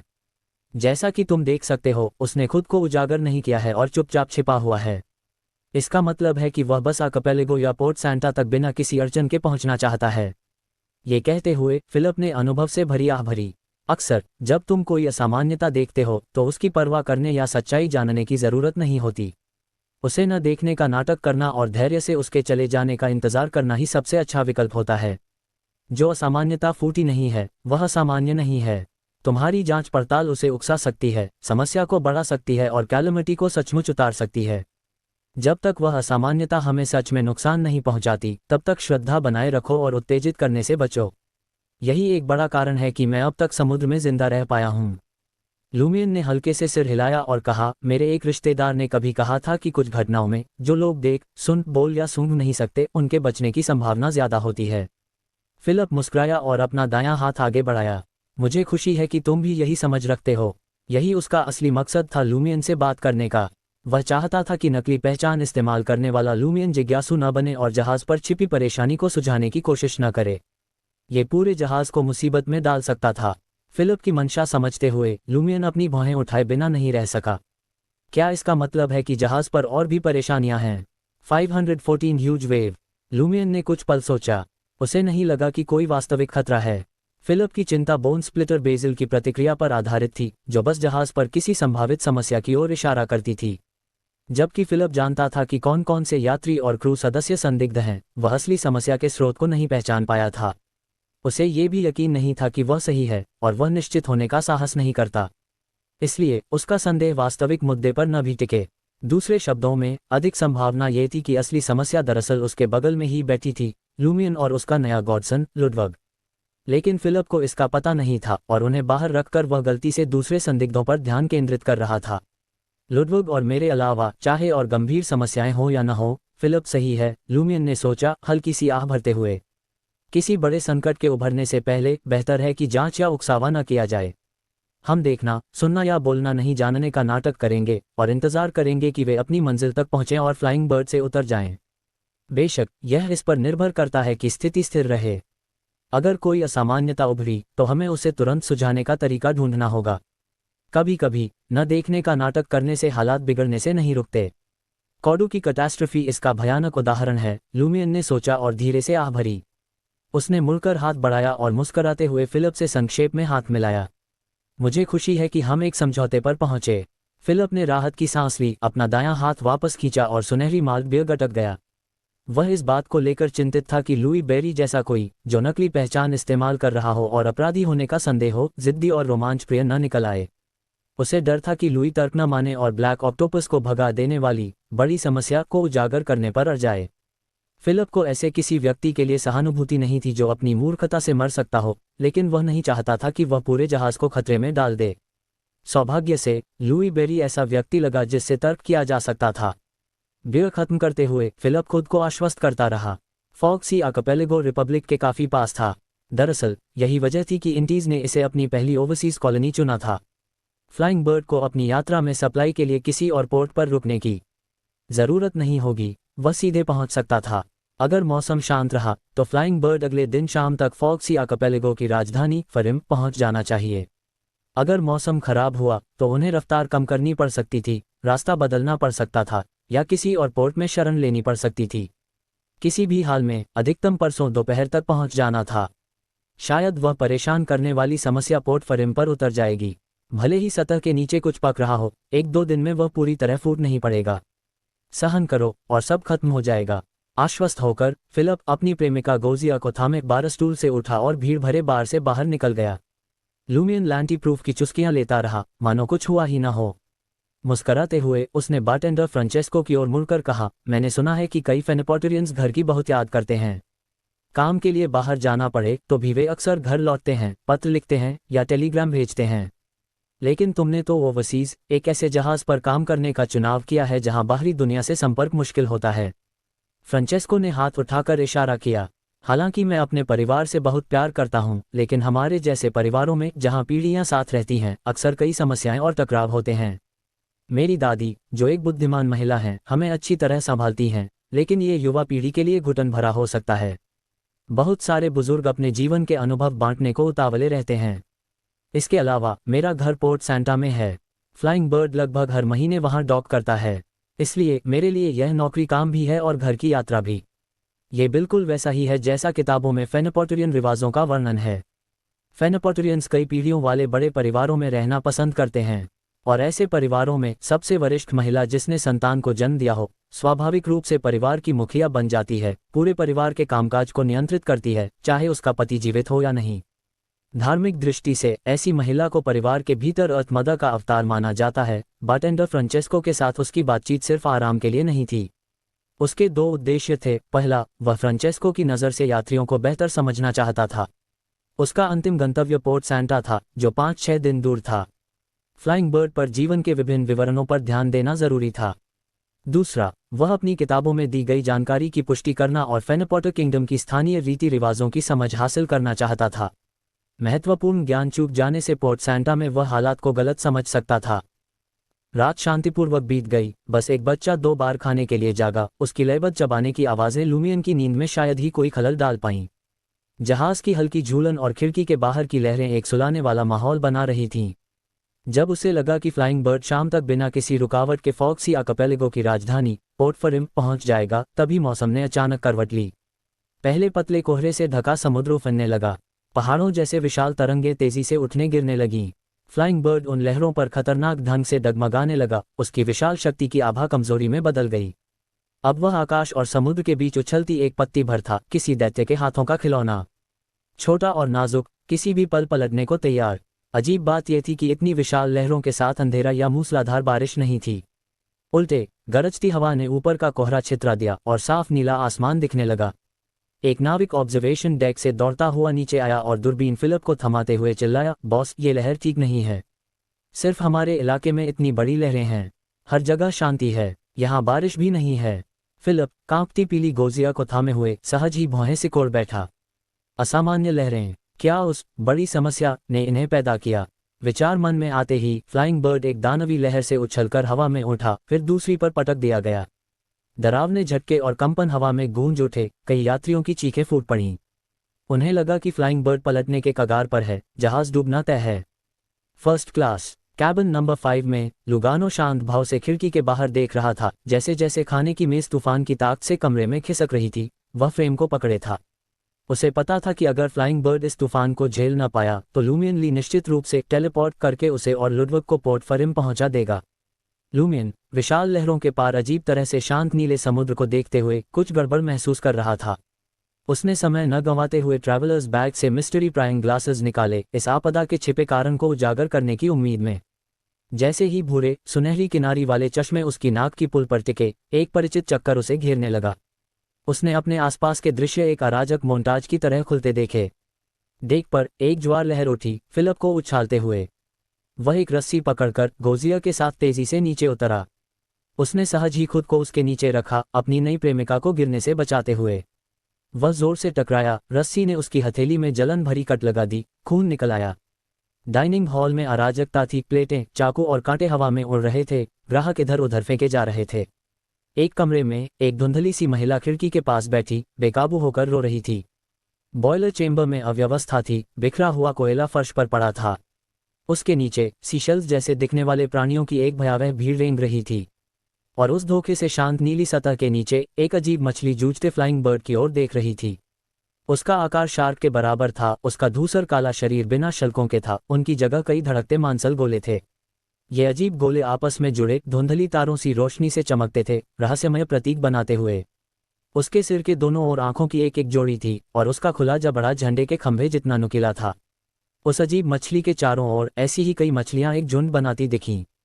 तेज सांस लेते हुए लूमियन ने मिस्ट्री प्राइंग ग्लासेस उतारकर ट्रैवलर्स बैग में ठूंस दिए। उसका सीना जोर जोर से उठ गिर रहा था। उसे शक था कि वही अजीब मछलियां हिंसक लहरों के पीछे थीं, हालांकि यह साफ नहीं था कि हवा उथल पुथल का परिणाम थी या कोई अलग कारण। ये जानते हुए कि वे मछलियां पानी के नीचे थीं, लूमियन ने विशाल फायरबॉल का इस्तेमाल कर फ्लाइंग बर्ड की तोपों को उनकी ओर निर्देशित करने का विचार छोड़ दिया। इसके बजाय उसने अपने दाएं कंधे पर काले निशान को सक्रिय किया और उस नज़दीकी समुद्री हिस्से में टेलीपोर्ट हो गया जिसे उसने अभी देखा था। ऐसा करते हुए उसने गहरे लाल छेदों से सजी काली पड़ी हड्डी की बांसुरी निकाली। जनरल फिलिप की सिम्फनी ऑफ हेट्रेड। लूमियन हवा में प्रकट हुआ और नीचे उतरते हुए बांसुरी को होठों से लगाया। उसने कौडू में रहते हुए चरवाहों से बांसुरी बजाना सीखा था, और पिछले कुछ दिनों में वह मेहनत से अभ्यास और निखार करता रहा था। अब उसने एक मधुर धुन छेड़ी जो घर की यादों से भरी थी। ये घूमंतु चरवाहों की प्रिय धुन थी। फायरबॉल्स के दबे दबे धमाकों ने पानी को मत दिया, लूमियन की गिरावट को धीमा करते हुए। लेकिन उसकी धुन के बीच एक नई तान, मानो नियति की गहराइयों से निकलती हुई, पानी को चीरती हुई नीचे की अजीब मछलियों और उनके जैसे प्राणियों के कानों तक पहुंची। अचानक अजीब मछलियां जम सी गईं। एक पहाड़ सी लहर टूटी, लेकिन नई लहरें नहीं उठीं। Boom boom boom. अजीब मछली के आसपास की छोटी मछलियां अपने ही सिरों से फट पड़ीं, उन्माद में अपने ही साथियों पर टूट पड़ीं। कुछ बस मर गईं और सतह पर तैरने लगीं। लूमियन की गिरावट तेज हो गई, उसके पैर, टांगें और शरीर बर्फीले समुद्र में डूब गए। वह चरवाहों की घर याद वाली धुन बजाता रहा, पानी उसकी गर्दन तक आ पहुंचा और उसके मुंह को ढकने को था। अगले ही पल शार्क आकार की मछली की 4 आंखों और कई उभारों से गहरा लाल खून रिसने लगा। भयानक लहरें तेजी से शांत हो गईं। सिर्फ आधा सिर पानी के ऊपर रखते हुए लूमियन ने बांसुरी नीचे की और मुस्कुराया। उसने फिर से स्पिरिट वर्ल्ड ट्रिवर्सल सक्रिय किया। खांस खांस खांस। जैसे ही वह रूम 5 फर्स्ट क्लास कैबिन में वापस प्रकट हुआ, खारे समुद्री पानी की बौछार उसके मुंह से निकली। धुन की प्रभावशीलता सुनिश्चित करने की जल्दबाजी में उसने बहुत देर से बजाना बंद किया था, और अंत में समुद्री पानी का एक घूंट निगल लिया। इसके अलावा टेलीपोर्टेशन में बाधा न पड़े, इस डर से उसने लौटने तक सांस रोके रखी थी, और फिर दम घुटने लगा। क्या ये बदकिस्मती का एक रूप है? लूमियन ने सोचा। लूमियन की भीगी हालत देखकर चौंके लुगानो ने पूछा, क्या हल हो गया? लगता तो ऐसा ही है, लूमियन ने मुस्कुराकर जवाब दिया। उसके जूते और पतलून के पायों पर जलने और समुद्री पानी के निशान थे। उसी समय फ्लाइंग बर्ड पर यात्रियों और क्रू ने लहरों के शांत होते देख खुशी से चिल्लाना शुरू कर दिया। Praise the sun by steam, thank you mother of all things, 515 strange fish. Philip अन्य खुश यात्रियों और क्रू के विपरीत गोजिया को अलग करते हुए अपनी पीठ और हथेलियों के दर्द की परवाह किए बिना जहाज के किनारे की ओर दौड़ा। उसकी आंखें समुद्र के विशाल फैलाव को खंगाल रही थीं। वह लगातार हिलता डुलता रहा, किसी भी असामान्य चीज, किसी भी गड़बड़ी की तलाश में। तभी एक दबा सा चीख हवा को चीर गया। हैरान, उसने आवाज का स्रोत पहचाना और फ्लाइंग बर्ड के अग्रभाग की ओर दौड़ पड़ा। चीख और तेज हो गई, और भी बेताब। फिलिप ने दूर नीले पानी पर फैलता एक लाल धब्बा देखा और नीचे एक बड़ी छाया हिलती हुई। वह छाया तेजी से एक 4 आंखों वाली दैत्याकार मछली में बदल गई। धूसर नीली आंखें, शल्कों की जगह, और भयानक रूप से नुकीला मुंह। यह कोई छोटी मछली नहीं थी। वह तड़पती और छटपटाती रही, उसकी पूंछ के उन्मत्त झटके पानी की बूंदें उछाल रहे थे। उसके चारों ओर लहरें उठीं, हवा के बिना भी 5-6 मीटर तक ऊंची, गरज के साथ टूटती हुई। तीखी चीखें पल भर को थमी, और भय से जकड़ी 4 आंखों वाली राक्षसी मछली गहराइयों में गोता लगाकर भाग गई, अपनी भारी काया के बावजूद आश्चर्यजनक गति से तैरती हुई। उसके बचे खुचे साथी भी पीछे पीछे चले गए। फर्स्ट क्लास कैबिन 5 की खिड़की के पास लूमियन सूखे कपड़ों में बदल रहा था, मानो किसी की नज़र में आए बिना। उसे पता था कि सिम्फनी ऑफ हेट्रेड ने 4 आंखों वाली मछली के भीतर भय जगा दिया था। इसी वजह से उसने सतह पर आते ही हवा में उछलकर एक और विनाशकारी हमला करने के बजाय तुरंत टेलीपोर्ट करके लौटना चुना। भय उस दैत्य को भगा देगा और उसे पूरी ताकत से हमला करने और तबाही मचाने से रोकेगा। उफ, फिलिप ने राहत की सांस ली जैसे ही 4 आंखों वाली मछली नजरों से ओझल हुई। शुक्र है, उसने कृतज्ञता से बुदबुदाया। उसने बाहें फैलाईं और बोला, प्रेज द सन। क्या तुम उस मछली को जानते हो? अचानक फिलिप के पास से एक आवाज आई। वह चौंक कर मुड़ा और लुई बेरी को देखा। काले बाल, हरी आंखें और तीखे नैन नक्श, उसके बगल में खड़ा। उसकी प्रेमिका गोजिया केबिन के प्रवेश द्वार पर झिझकते हुए खड़ी थी। पास आना चाहती थी लेकिन जहाज के किनारे आने से डर रही थी। यह म्यूटेटेड बैनफिश है। हे, विद्वान इसे यही कहते हैं। समुद्र में इसका एक और नाम है डेथ नेविगेटर्स। फिलिप ने लूमियन के सवाल का जवाब दिया, सहारे के लिए जहाज के किनारे हाथ टिकाते हुए। डेथ नेविगेटर्स, मैंने इनके बारे में क्यों नहीं सुना? लूमियन ने सच में उत्सुक होकर पूछा। ईमानदारी से कहें तो बियॉन्डर क्रीचर्स के बारे में उसका ज्ञान सीमित था। उसके पिछले अनुभव मुख्यतः बियॉन्डर्स, हेरेटिक्स और रैम्पेजर्स से निपटने तक ही रहे थे। फिलिप ने उसकी ओर देखा, सांस छोड़ी और हल्की सी मुस्कान दी। ये मछली जैसे प्राणी सिर्फ हाल के वर्षों में ही दिखाई देने लगे हैं। कई नाविक इन्हें समुद्र के दानव कहते हैं। सिर्फ हाल के वर्षों में दिखाई दिए, लूमियन ने विचार में भौहें सिकोड़ लीं। ऐसे वर्णन अक्सर ईवल गॉड्स की करप्शन, पर्यावरणीय असामान्यताओं या प्राकृतिक आपदाओं की ओर इशारा करते हैं। क्या ये सिर्फ फॉक सी में ही हाल में दिखाई दिए हैं, या 5 सीज में पहले ऐसी किसी मछली की कोई किंवदंती नहीं थी? लूमियन ने फिलिप की बात काटते हुए अपने संदेह स्पष्ट करने को पूछा। फिलिप ने कुछ पल सोचा, फिर बोला, मैंने फॉक सी फ्लीट में सेवा की है। फॉक सी के अलावा मैं सिर्फ नॉर्थ सी गया हूँ। बजर्क सी, सोनियर सी या पोलर सी के बारे में मुझे ज्यादा जानकारी नहीं है, लेकिन कुछ साल पहले तक मैंने क्रू, पायरेट्स या दूसरे फ्लीट्स के सहकर्मियों से ऐसी किसी अजीब मछली का जिक्र कभी नहीं सुना। क्या ये ईवल गॉड की शक्ति से भ्रष्ट हुई मछलियां हो सकती हैं? लूमियन को अचानक राहत महसूस हुई कि उसने आवेग में आकर म्यूटेटेड बैनफिश को खत्म करने की कोशिश नहीं की थी। न सिर्फ इससे उसकी बियॉन्डर शक्तियां कई क्रू सदस्यों और यात्रियों के सामने उजागर हो जाती, बल्कि यह अप्रत्याशित खतरों को भी जन्म दे सकता था। और बदले में मिलता क्या? कूड़े का ढेर जो सिर्फ लुडविग को खिलाने लायक होता।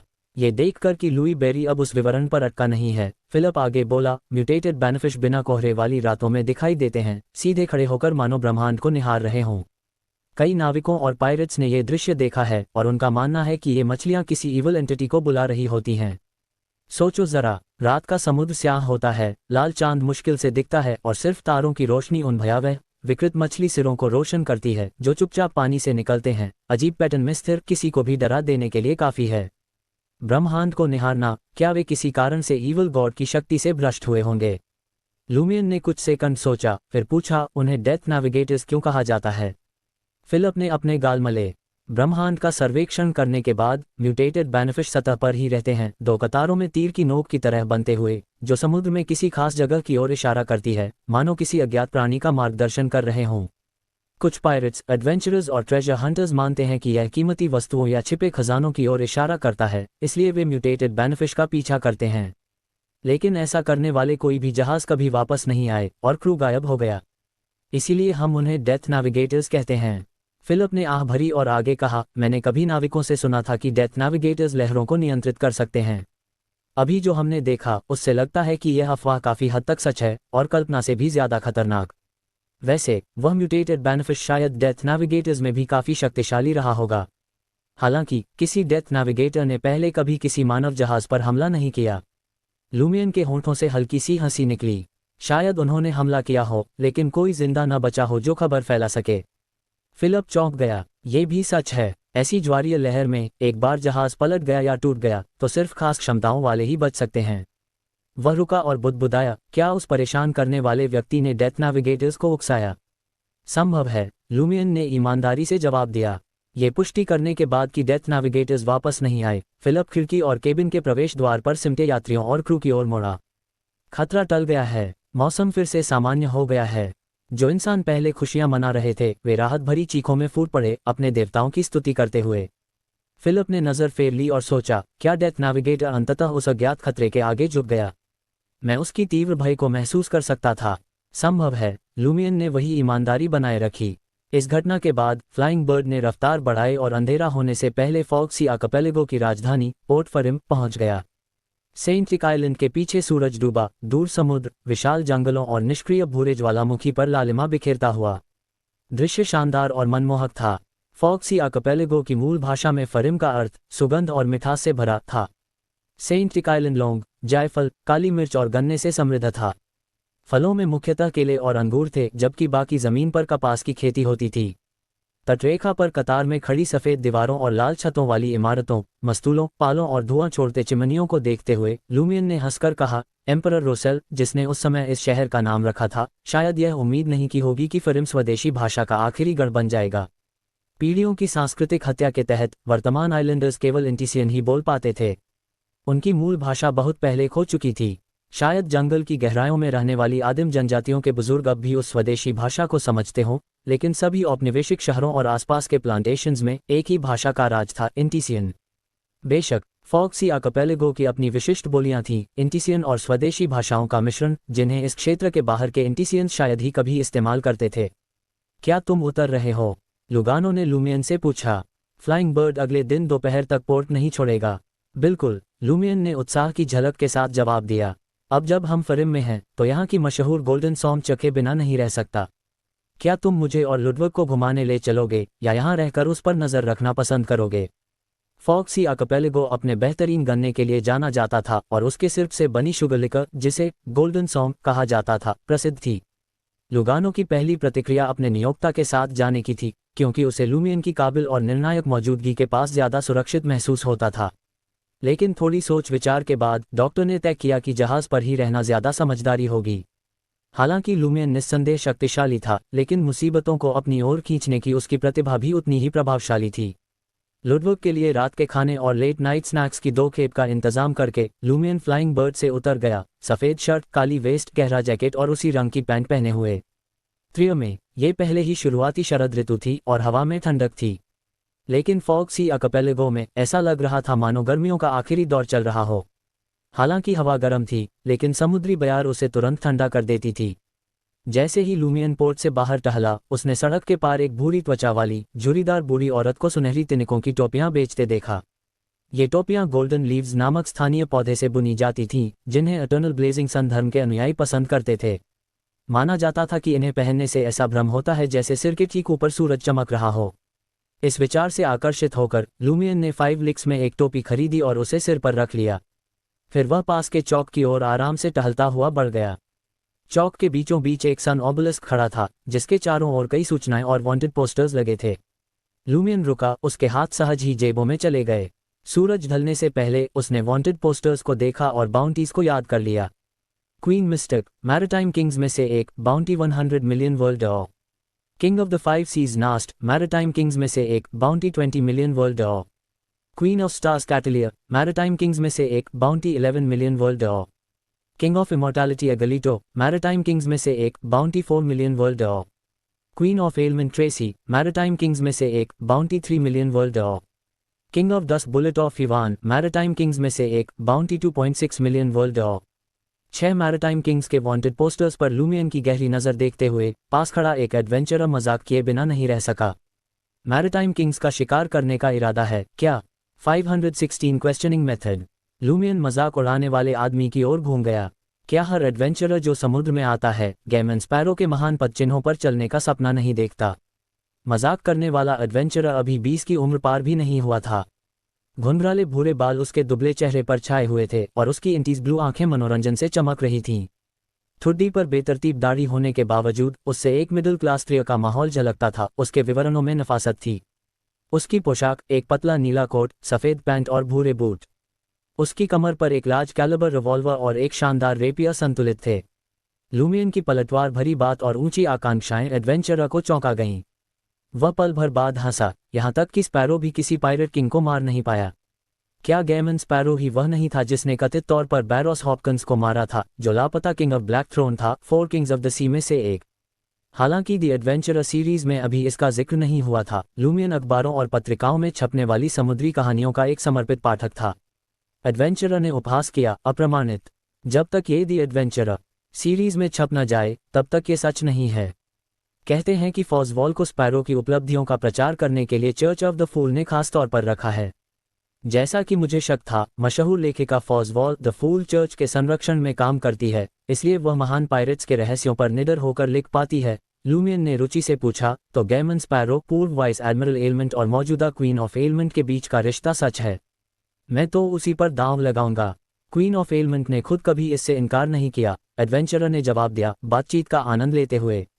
बातचीत के बाद उस शरारती मिजाज वाले एडवेंचरर को लूमियन और भी दिलचस्प लगने लगा। वह मुस्कुराया और बोला, मैं तुम्हें किस नाम से पुकारूं?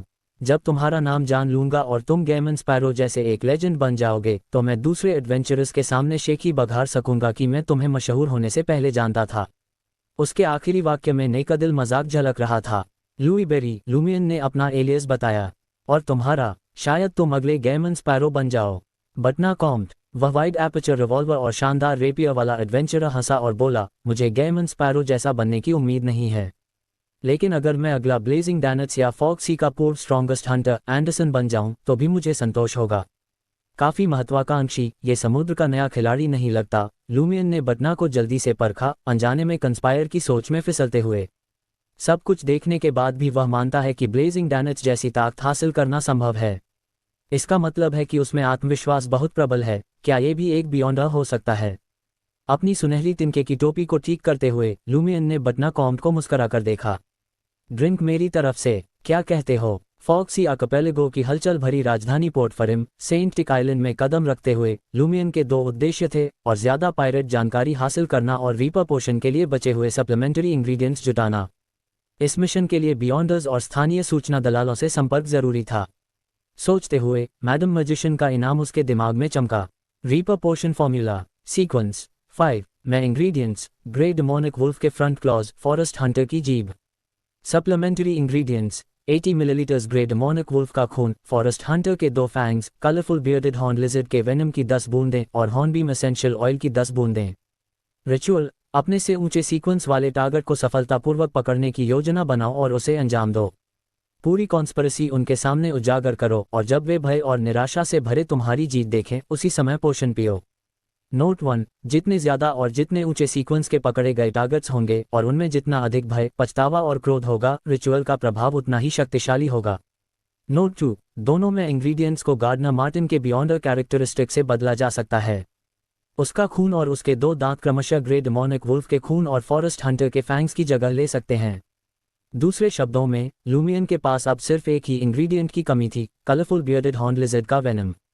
ये इंग्रेडिएंट किसी दुर्लभ प्राणी की ओर इशारा करता था। सौभाग्य से हॉर्नबीम एसेंशियल ऑयल, जो मिस्टिसिज्म प्रेमियों में आम है, त्रिय छोड़ने से पहले ही उसके पास था। ठीक है, बटना कॉम्ट ने लूमियन के निमंत्रण को ठुकराया नहीं। दोनों चौक से हटकर एक साइड स्ट्रीट की ओर बढ़े जहां एक व्यस्त ओपन एयर मार्केट फैला हुआ था। सड़क किनारे फलों के ऊंचे ऊंचे ढेर लगे थे और दुकानों पर गोल्डन लीव्स की तिनके वाली टोपियां, रसदार शुगरकेन, मीठे स्कोन्स, नमकीन रोस्टेड मीट, स्थानीय सिगरेट्स और तली हुई बनाना स्लाइसेस सजी थीं। भूरी काली त्वचा वाले आइलैंडर्स, विदेशी सेलर्स, जिज्ञासु पर्यटक और अनुभवी एडवेंचरर्स बारबेक्यू स्टॉलों के पास घुल मिल रहे थे, पीते हंसते हुए। पास ही 2 बार्स थे जिनके दरवाजे खुले थे, गोल मेजें फुटपाथ तक फैली थीं, राहगीरों को रुककर ड्रिंक लेने का न्योता देती हुई। बटना ने इस जीवंत दृश्य का जायजा लिया और लूमियन को चेताया, लगता है यह आर्किपेलागो में तुम्हारी पहली यात्रा है। याद रखना, किसी आइलैंडर पर कभी भरोसा मत करना। उनकी बाहर से दिखाई देने वाली विनम्रता और दब्बूपन उनके असली इरादों को छुपाता है। वे हमारे पैसे ठगने और हमें मोटी कीमत पर बेचने का सपना देखते हैं।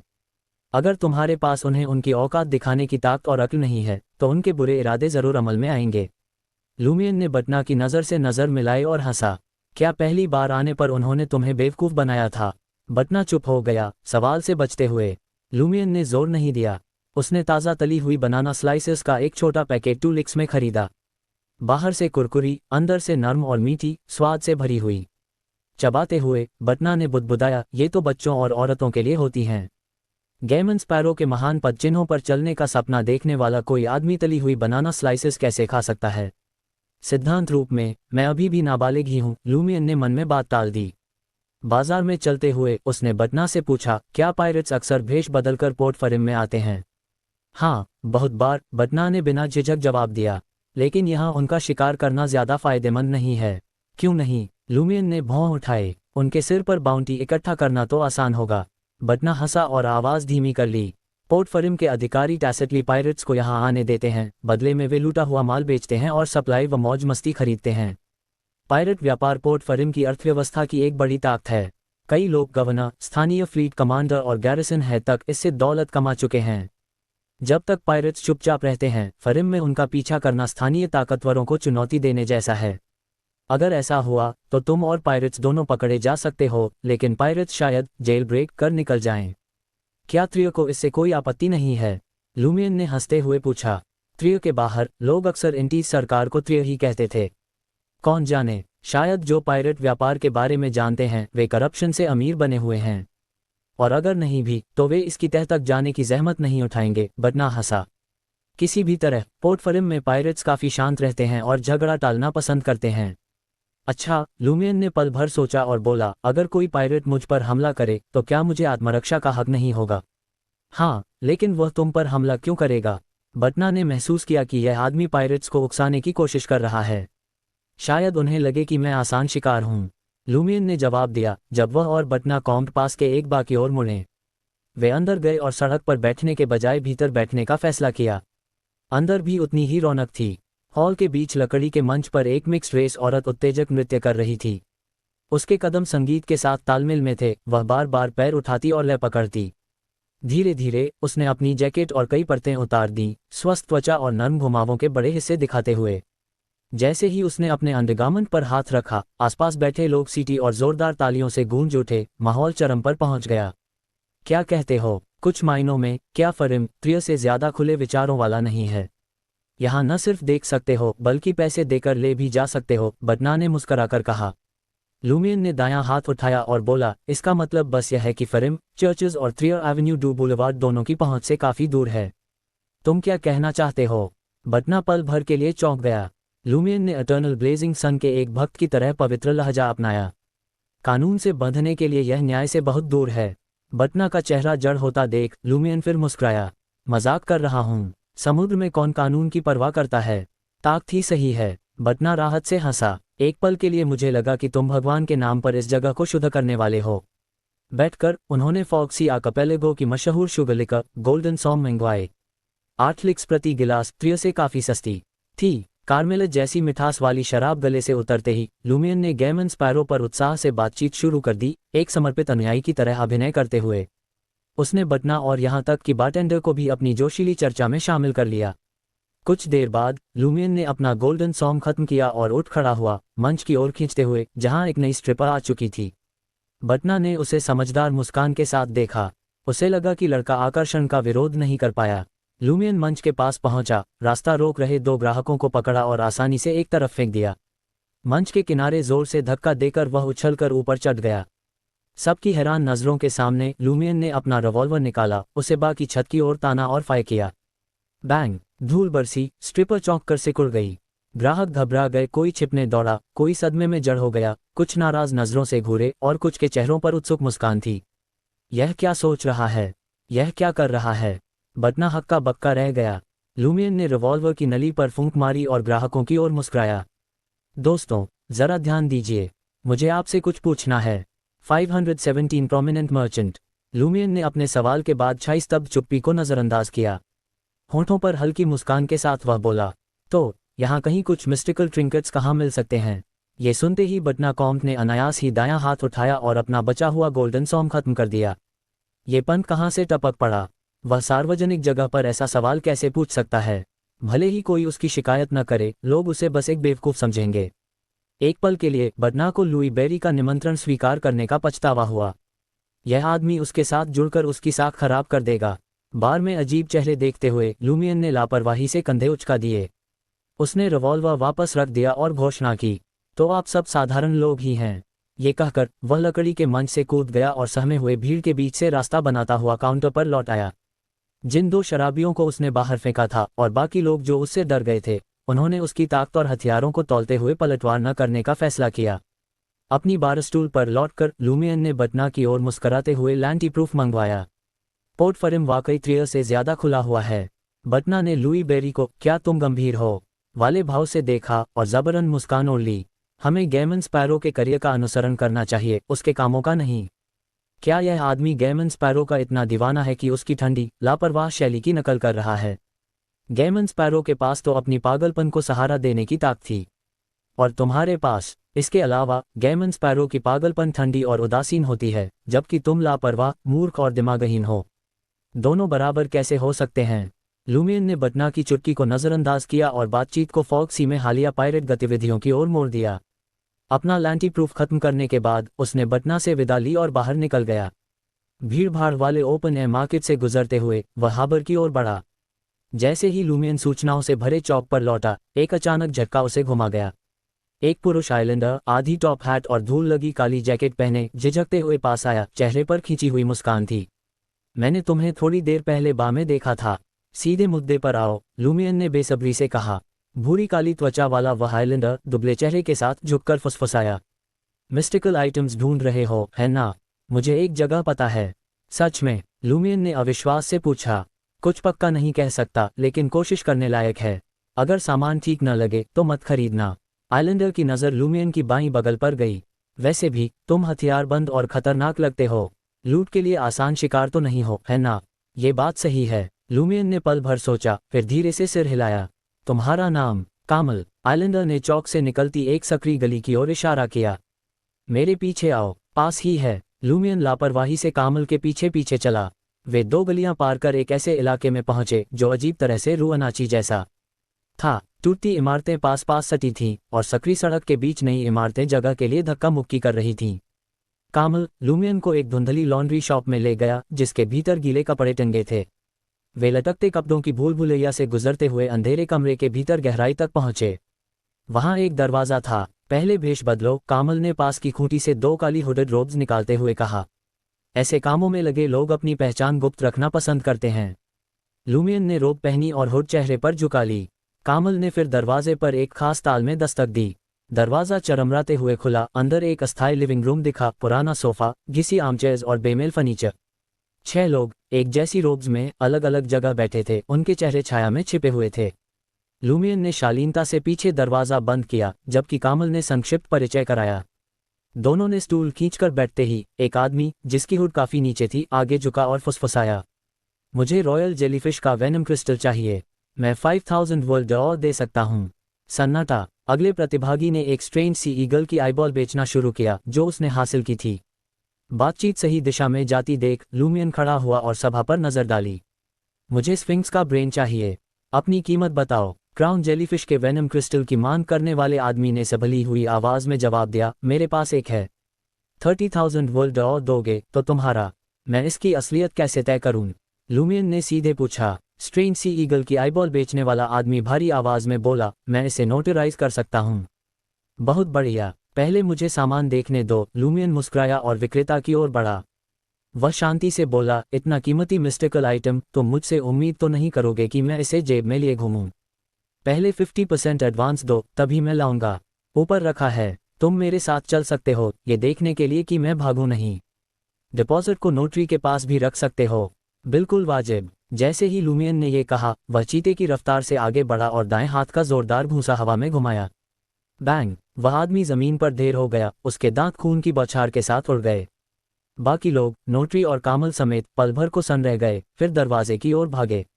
किसी ने लुमियन के हमले को चुनौती नहीं दी, नहीं किसी ने अपनी शक्तियों का इस्तेमाल किया।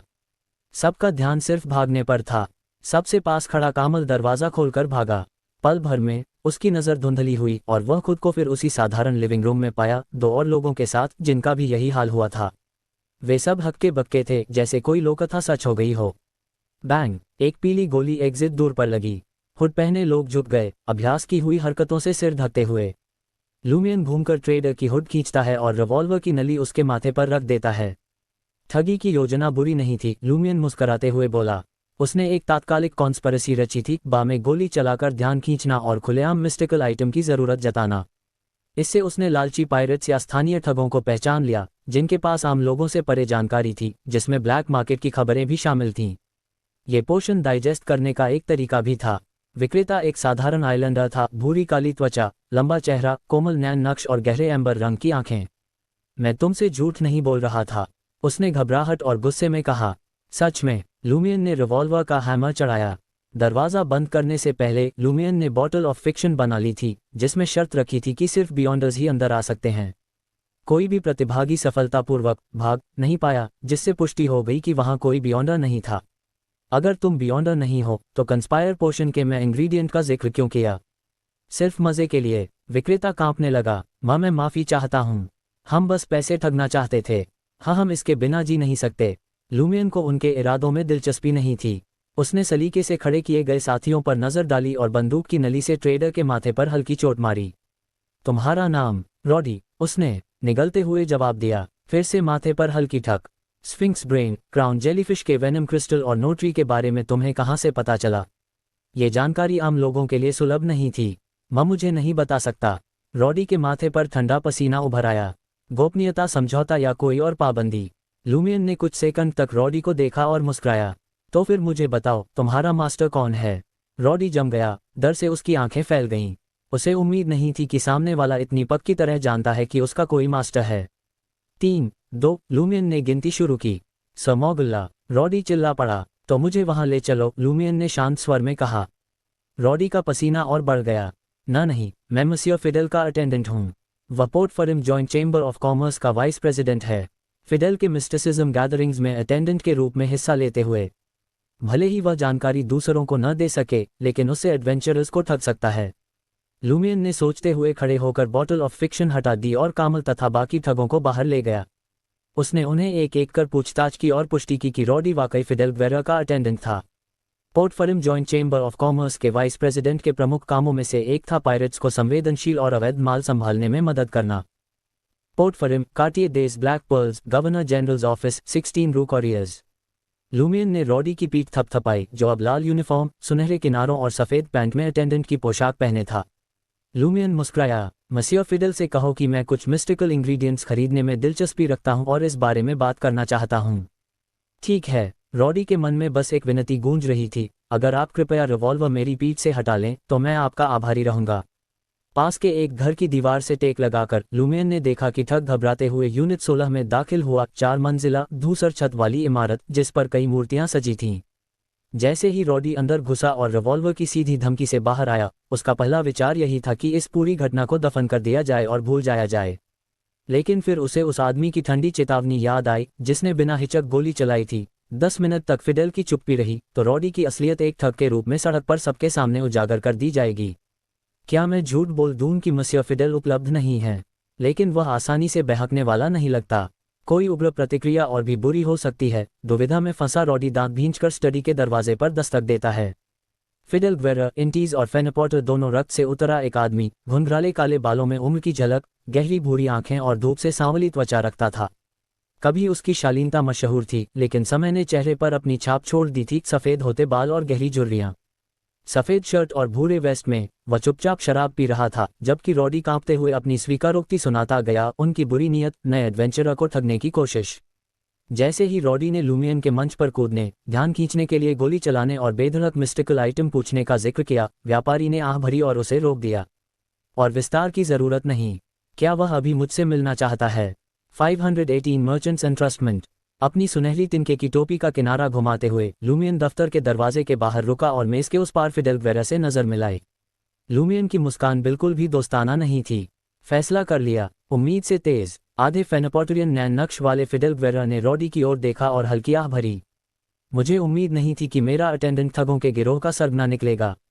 शायद जो तनख्वाह आप उसे देते हैं वह उस जीवन शैली से मेल नहीं खाती जो वह रोज देखता है। लूमियन ने आदतन पलटवार किया। फिडेल ने इस चुटकी को अनदेखा किया। वह लूमियन को परखता रहा। तोबा वाला तमाशा बस दिखावा था, ऐसे मूर्खों को फंसाने के लिए। मान लीजिए कि मैं उनके 1000 वर्ल्ड डॉ के दान के लिए आभारी हूं। लगता है पोर्ट फरिम में ठगों का भविष्य उज्ज्वल है। उसकी लूट में कोई शर्म नहीं थी। रॉडी को पछतावे की लहर ने जकड़ लिया। फिडेल ने सिर हिलाया और पूछा, तुम्हारी खरीदारी की सूची में क्या है? लूमियन ने उदासीनता दिखाते हुए कहा, मुझे कलरफुल बियर्डेड हॉर्न लिजर्ड के वेनम की एक बोतल चाहिए। स्फिंक्स का ब्रेन नहीं। सुन रहे रॉडी को झटका लगा। एक पल के लिए उसे शक हुआ कि ठग वह है या सामने खड़ा आदमी। सफेद शर्ट और भूरे वेस्ट में फिडेल ने पल भर सोचा और बोला, मेरे पास अभी नहीं है, लेकिन मैं तुम्हारे लिए मंगवा सकता हूं। 2 से 3 दिन लग सकते हैं। कीमत अलग अलग होती है, आमतौर पर 3000 से 4000 वर्ल्ड डॉ के बीच, विक्रेता पर निर्भर। क्या मेरी मदद चाहिए? कोई समस्या नहीं। लूमियन ने बाहें जरा फैलाकर कहा, प्रेज द सन। आप तो हीरा हैं। फिडेल ने इसे तंज समझा और हल्का सा भौं चढ़ाए। उसने संयम बनाए रखते हुए कहा, मैं कोई दानवीर नहीं, मैं व्यापारी हूं।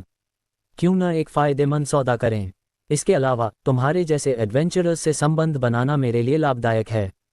पैसे और संसाधनों के साथ कुछ काम तुम्हारे लिए आसान हो जाते हैं। फिडेल मुस्कुराया, क्या तुम्हें नकली माल की चिंता नहीं है? तुम मौके पर उसकी असलियत कैसे तय करोगे? लूमियन ने सराहना भरी मुस्कान के साथ कहा, मुझे पता है कि आप यहीं रहते हैं। यही काफी है। मशहूर व्यापारी फिडेल कुछ 1000 वर्ल्ड डॉ के सौदे में धोखा देने पर 6 गोलियां खाकर मारा गया, ऐसी खबर इज्जतदार नहीं कहलाएगी। फिडेल ने लूमियन को निर्विकार नजरों से देखा, फिर होंठों पर हल्की मुस्कान आई। जानना चाहोगे कि जिन्होंने ऐसा किया उनका क्या अंजाम हुआ? ये जानना चाहते हैं कि क्या अब मेरे पास कदम उठाने की हिम्मत है? लूमियन की नज़र थोड़ी सख्त हो गई। मुस्कान बनी रही, लेकिन कमरे में ठंडक भर गई। वह बिना झिझक फिडेल की आंखों में देखता रहा। कुछ देर बाद फिडेल ने बिना गुस्से के आह भरी, तुम्हारा तरीका मुझे किसी की याद दिलाता है, महान एडवेंचरर गैमन स्पैरो। हाँ, मैं उसकी नकल कर रहा हूँ, लूमियन ने साफ स्वीकार किया। फिडेल हंसा, उसकी पागलपन की नकल? तो इस अभिनय के नीचे तुम एक शांत, तर्कसंगत और चालाक इंसान हो। लूमियन ने सिर हिलाया और मुस्कराकर कहा, नहीं, अगर मैं उसकी नकल न करूं तो मैं और भी पागल हो जाऊंगा। अध्ययन कक्ष का माहौल फिर से तनावपूर्ण हो गया। फिडेल ने बोन पोर्सलन के कप से सुगंधित काली चाय की चुस्की ली और कहा, तुम वाकई एक जोशीले नौजवान हो। तुम्हारी ऊर्जा एक बूढ़े जैसे मुझे भी ईर्ष्यालु बना देती है। एक कमीशन लेने के बारे में क्या ख्याल है? इससे तुम्हें भारी रकम मिलेगी और समुद्र में नाम होगा, गैमन स्पैरो की तरह। लूमियन ने अपनी सुनहरी टोपी ठीक की। काम क्या है? एक पायरेट को खत्म करना, बैरोनेट ब्लैक, क्लास खित्सी, गोल्डन नेपोज का कैप्टन। बाउंटी है 65,000 वर्ल्ड डॉ, फिडेल ने शांति से कहा। वह पहले king of dusk, bullet of का थर्ड मेट था। बाद में फ्लीट छोड़ दी और अकेले लूटपाट करने लगा। 4 महीने पहले उसने सेंट टिक आइलैंड पर मेरा माल चुरा लिया। शायद अब तक बिक चुका है। मुझे उसे वापस पाने की उम्मीद नहीं है। मैं बस उसे मरा हुआ देखना चाहता हूँ। सबको पता चले कि जो मेरे माल को छुएगा उसका यही अंजाम होगा।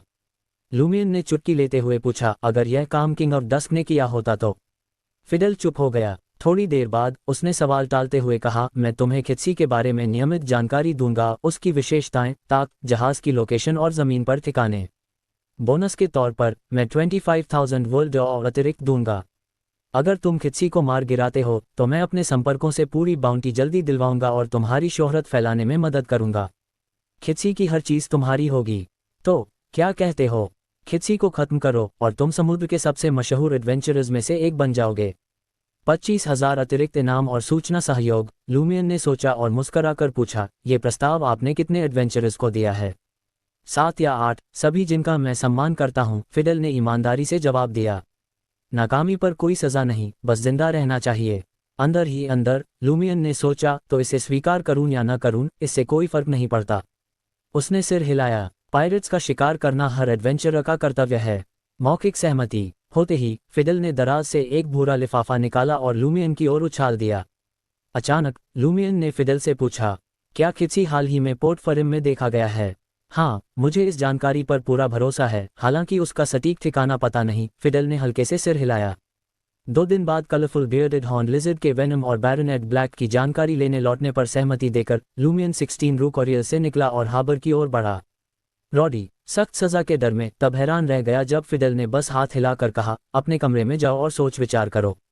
जी मसियो ग्वेरा, राहत महसूस करता रॉडी स्टडी से निकला और दूसरी मंजिल की धुंधली सीढ़ियां चढ़ गया।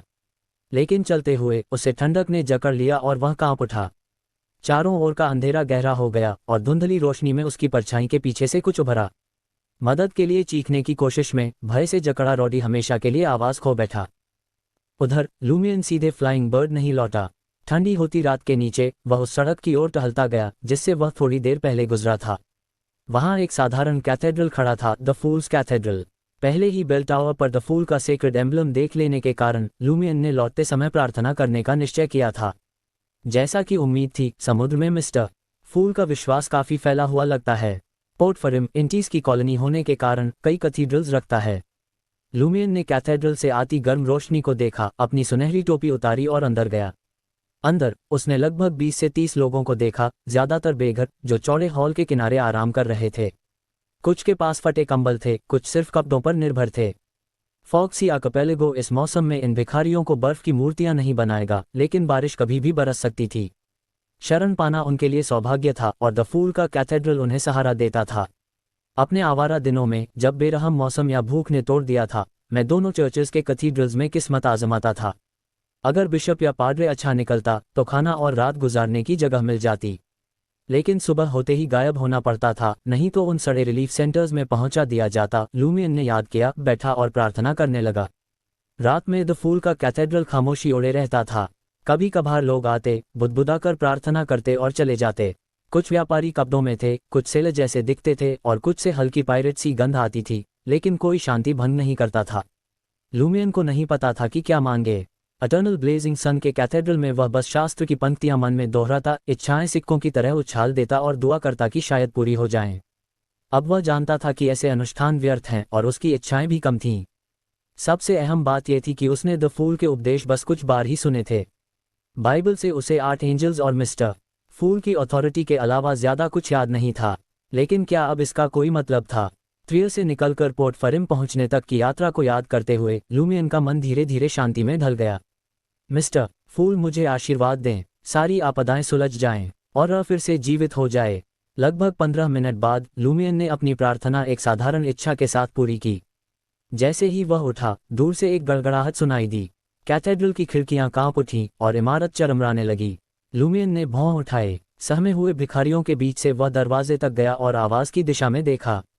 गवर्नर जनरल्स ऑफिस के पास धुएं और लपटों का गुबार आसमान में उठ रहा था, आसपास को भयावह रोशनी से नहला रहा था। लूमियन अनायास ही दायां हाथ उठाकर ठुड्डी सहलाने लगा। वह बुदबुदाया, ये सब मेरी आमद से जुड़ा तो नहीं है ना? लगता था कि पोर्ट फरिम में कुछ बड़ा हुआ है। 519 वन इवेंट ए डे। काटिए देश ब्लैक पर्ल्स की लपटें लूमियन की आंखों में नाच रही थी, उसे गहरे विचारों में खींचते हुए। कंस्पायर के रूप में उसका दिमाग स्वाभाविक रूप से संभावनाओं को तोड़ने लगा।